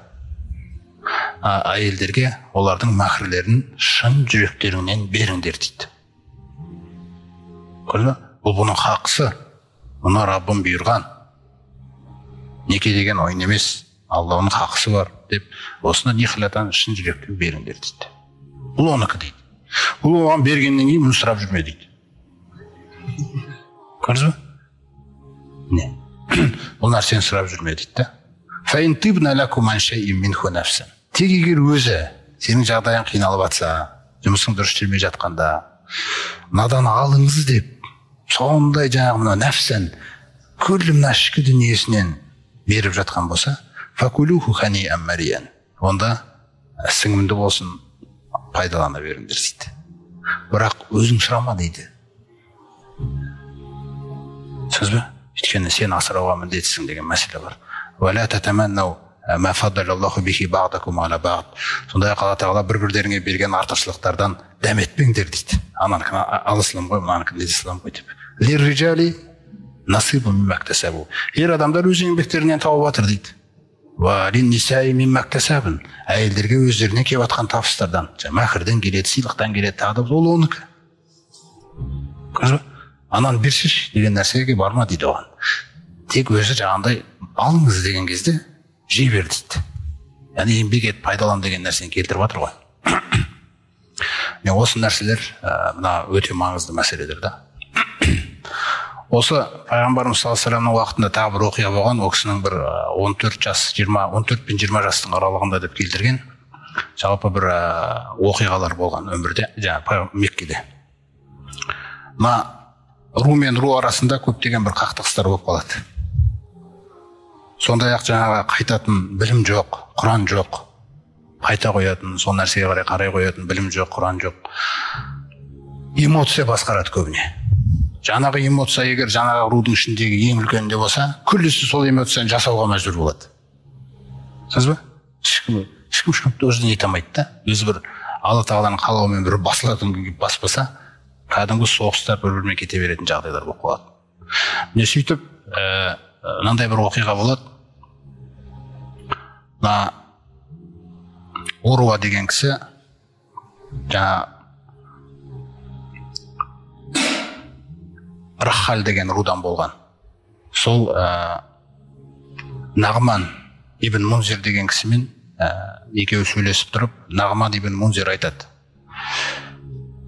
мен ана керуенімді, көбінесе сауда керуенім менікі миск тасимын, жаңағында қош иістер тасимын, жібек тасимын, тағы да басқа жаңа товарлар бар.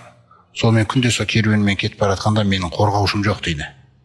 Ана жақта қарақшы деген жетеді. Сол Құрайштікіне ғана тиіспесе, басқаларға талап кетеді. Құрайштікіне кешегі Абрахадан кейін тиісе алмайды.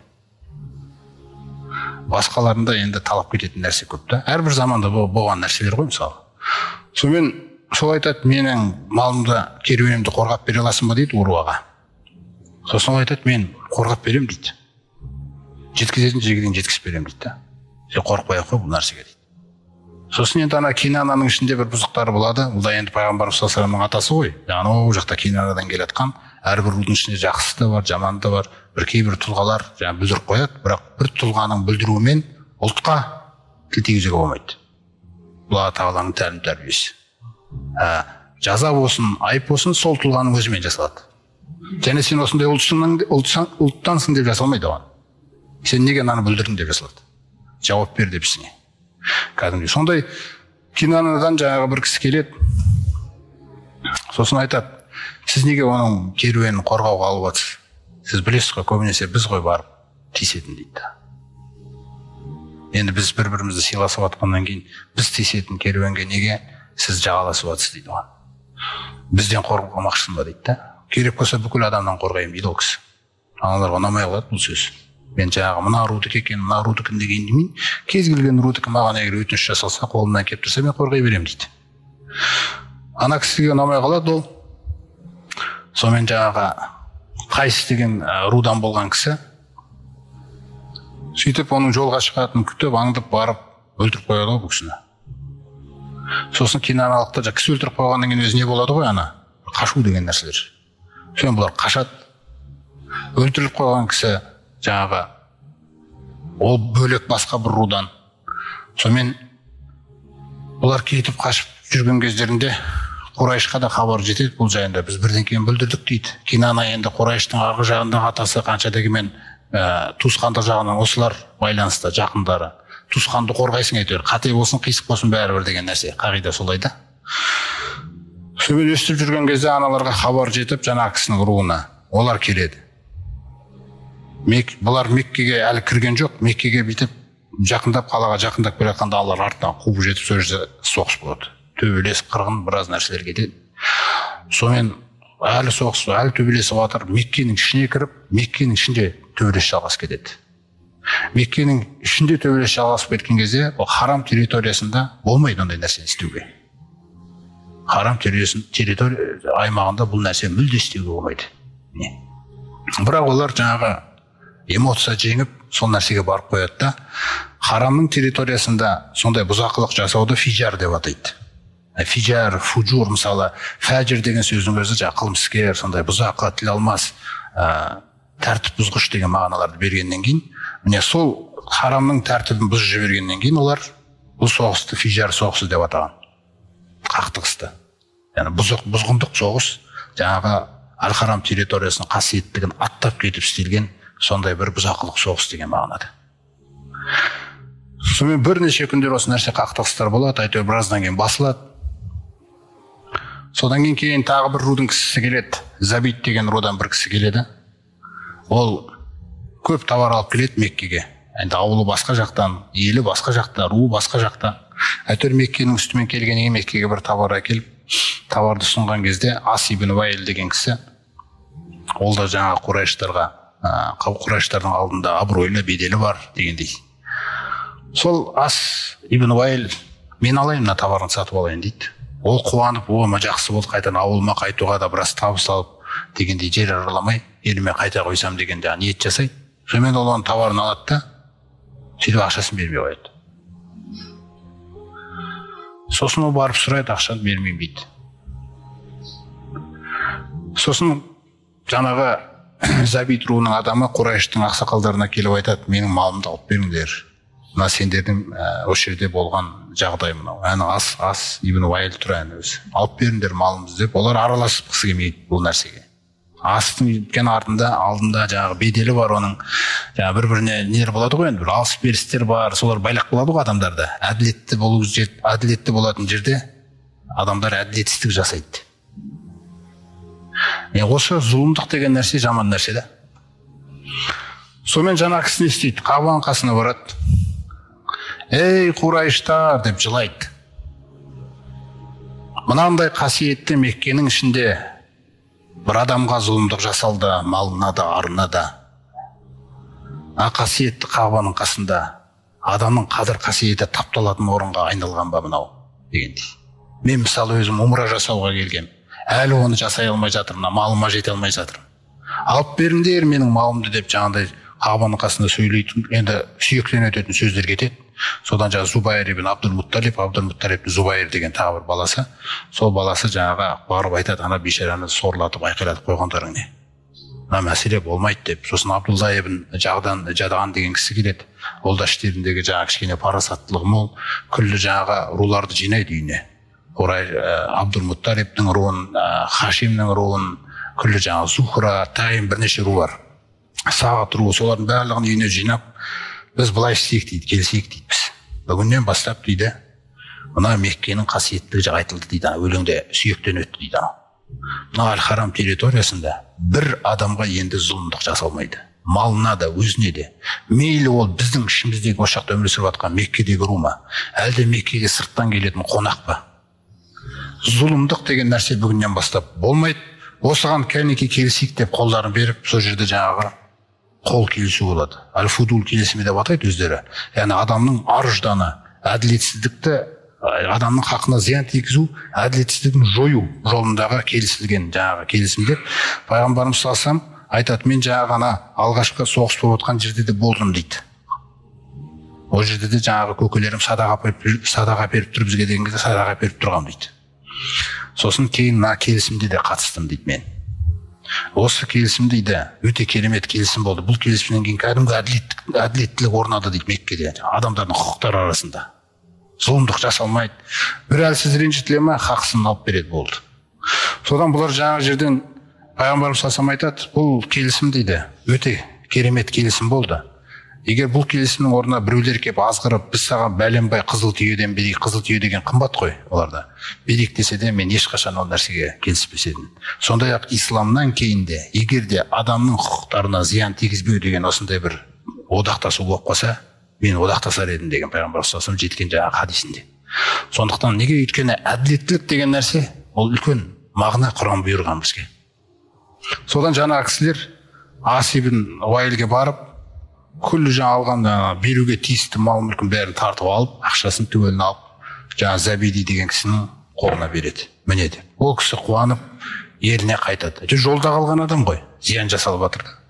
Сондықтан Алла Тағала Құранда бізге не дейді, құрметті жамағат? Мысалы, Иса сүресінде айтады, аузу биллахи минаш шайтанир ражим, инналлаха яъмурукум ан туадду ал-аманати иля ахлиха.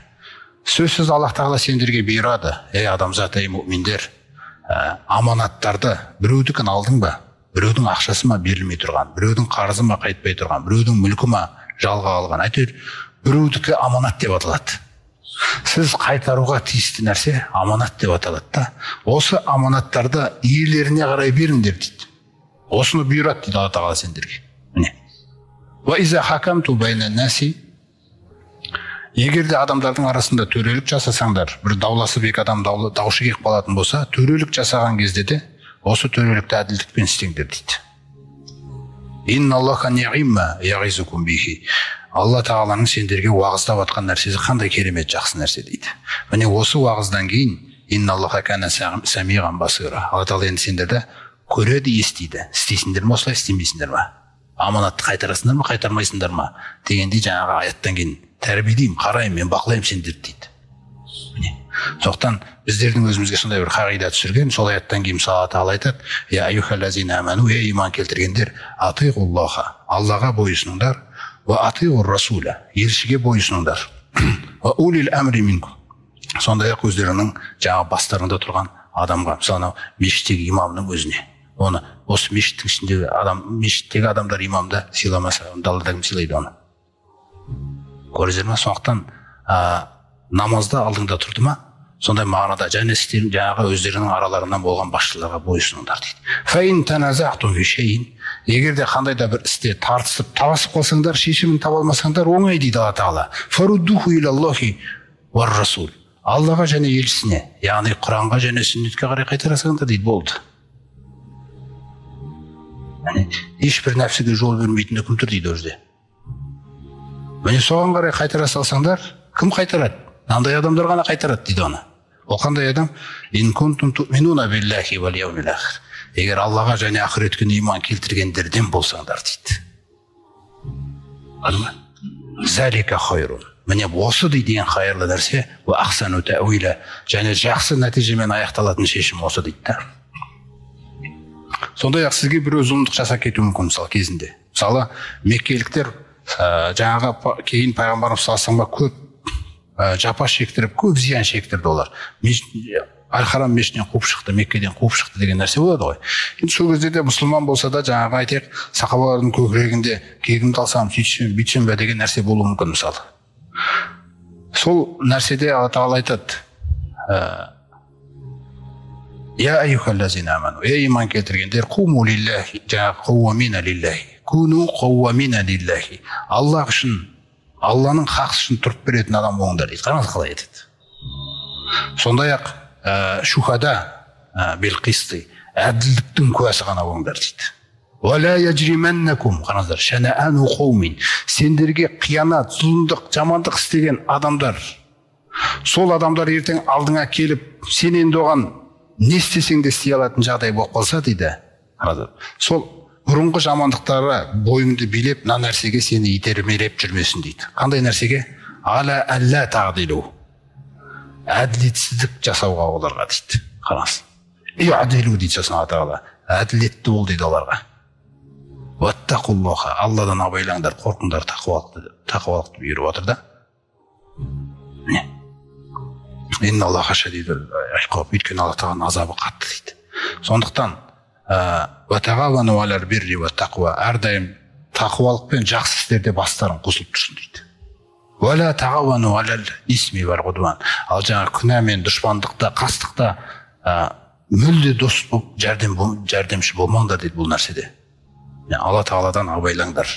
Сөзсіз Алла тағала сендердің не істеп жатқандарынан хабардар дейді.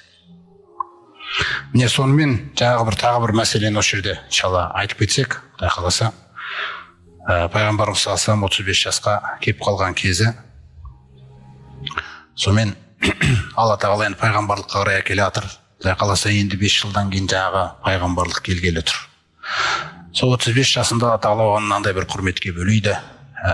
Сондай-ақ бұл нәрседе жаңағы Құрайыштардың ойлануына керек болған нәрсе, олар Меккені бір сел басып, содан жаңағы Қағбаның іргетасы сөгіліп құлағалы тұрған бір жағдай болады.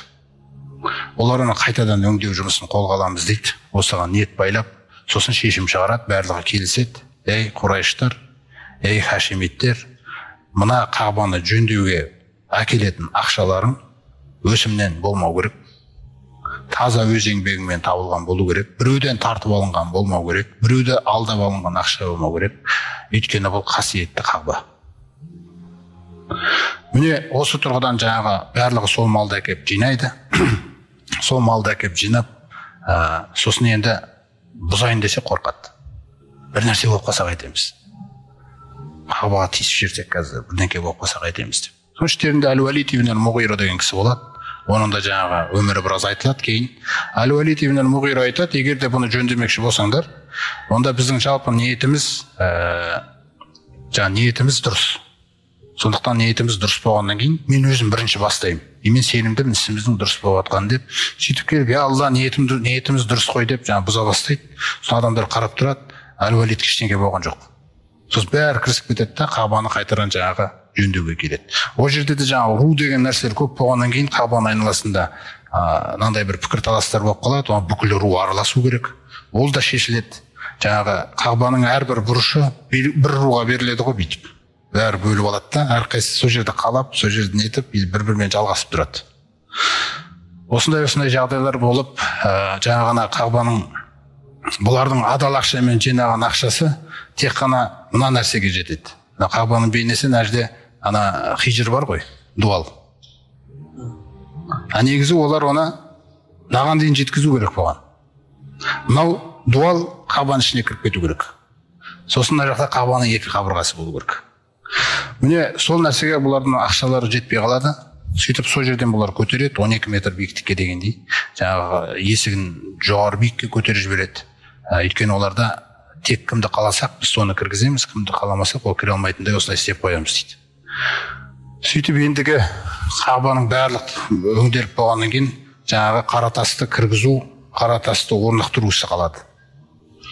Сол жерде 4-5 күн таласадылар. 4-5 күн. Мен кім қояды деп жүрген кезде, сосын әйтеуір біреуіне бір жақсы ой келіп айтады. Қазір мына жақтағы қақпадан кім бірінші келеді, соны төреші қалайық та қояйық осы мәселені дейді.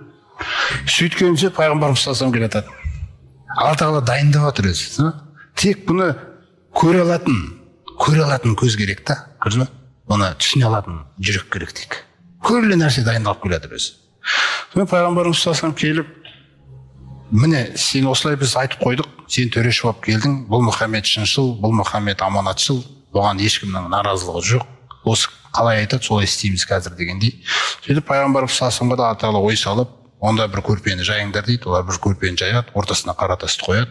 Сонымен жағанағыны енді күллі ру жан жағынан көтеріп алсын дейді. Барлығы көтеріп, көлінің хақысы берілді. Сөйтіп жаңағы бұрышқа алып келеді. Пайғамбарымыз саллаллаху алейхи ва саллям өзінің қолымен қояды. Бұл Алланың қалағаны. Сөйтіп қойып, түгел риза жаңағы жерде. Осылай Алла тағала осылай қанағаттануға үйретіп жатыр ғой. Түсіндіңіз ба? Пайғамбарымыз саллаллаху алейхи ва саллямды жаңа түсінуге бекер адам емес екендігі деген нәрселер. Міне сондықтан осы Қағба осы салынып, тұрғызылып, Алла қаласа жаңағы келесі неде Құдай қаласа келесі сабақтарымызда сол енді пайғамбарымыз саллаллаху алейхи ва саллямға жаңа пайғамбарлықтың келуі, иншалла, сол алғашқы уақилердің түсуі, сол төңірегінде жаңа сөйлейміз иншалла. Я Аллах тағалам, сен пәксің, сен мақтаулысың, сенің есімің берекелі, сенің даңқың жоғары, сенен өзге тәңір жоқ. Я Аллах тағалам, сүйікті пайғамбарымызға салауатыңды, сәлеміңді, рахмыңды, берекелеріңді тілейміз. Сондай-ақ пайғамбарымыз өзіңе осындай жиындардан кейін жалбарынған дұғасын тілейміз. Я Аллах тағалам, бізбен күнәлардың арасын бөгеп тұратын өзіңнен қорқу қасиетінен бізге үлес сыйлашы. Я Аллах тағалам, жәннатыңа қарай жетектейтін бойұсынудан бізге жеткілікті үлес сыйлашы. Я Аллах тағалам, осы дүниенің күллі қиыншылықтарын бізге жеңіл қылып көрсететін шәксіз сенімнен бізге жүрегімізге қажетті үлес берші. Я Аллах тағалам, сондай-ақ біздің көру, есту мүшелерімізді, мына қуаттарымызды тірі болғанға дейін өзің разы болатын жолда пайдалануымыз нәсіп етші. Бізден кейінгі ұрпақтарымызға да осы қасиеттерді мұраландыршы, я Раббым. Сондай-ақ қайсы бір адамдарда біздің хақыларымыз кеткен болса, я Раббым, оның барлығын өз билігіңе тапсырамыз. Раббымыз сондай-ақ бізге біреулер дұшпандық қылған болса, оларға қарсы өзіңнен жәрдем сұраймыз. Я Аллах тағалам, ауыртпалықтарды дінімізге қатысты қыла көрмеші. Сондай-ақ осы дүниені Раббым, біліміміздің жеткен жер осы болып қалмасыншы.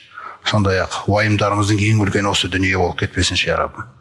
Раббым, сондай-ақ өзің үстімізге қойған сұлтанды Раббымыз сол пайғамбарымыз тілегендей, оны рахымсыздықтан сақтап, бізге тек рахымды қылатындай өзің жол бер.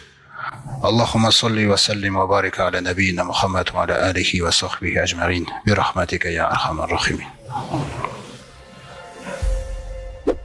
Ақпарат ұнаса арнамызға жазыл.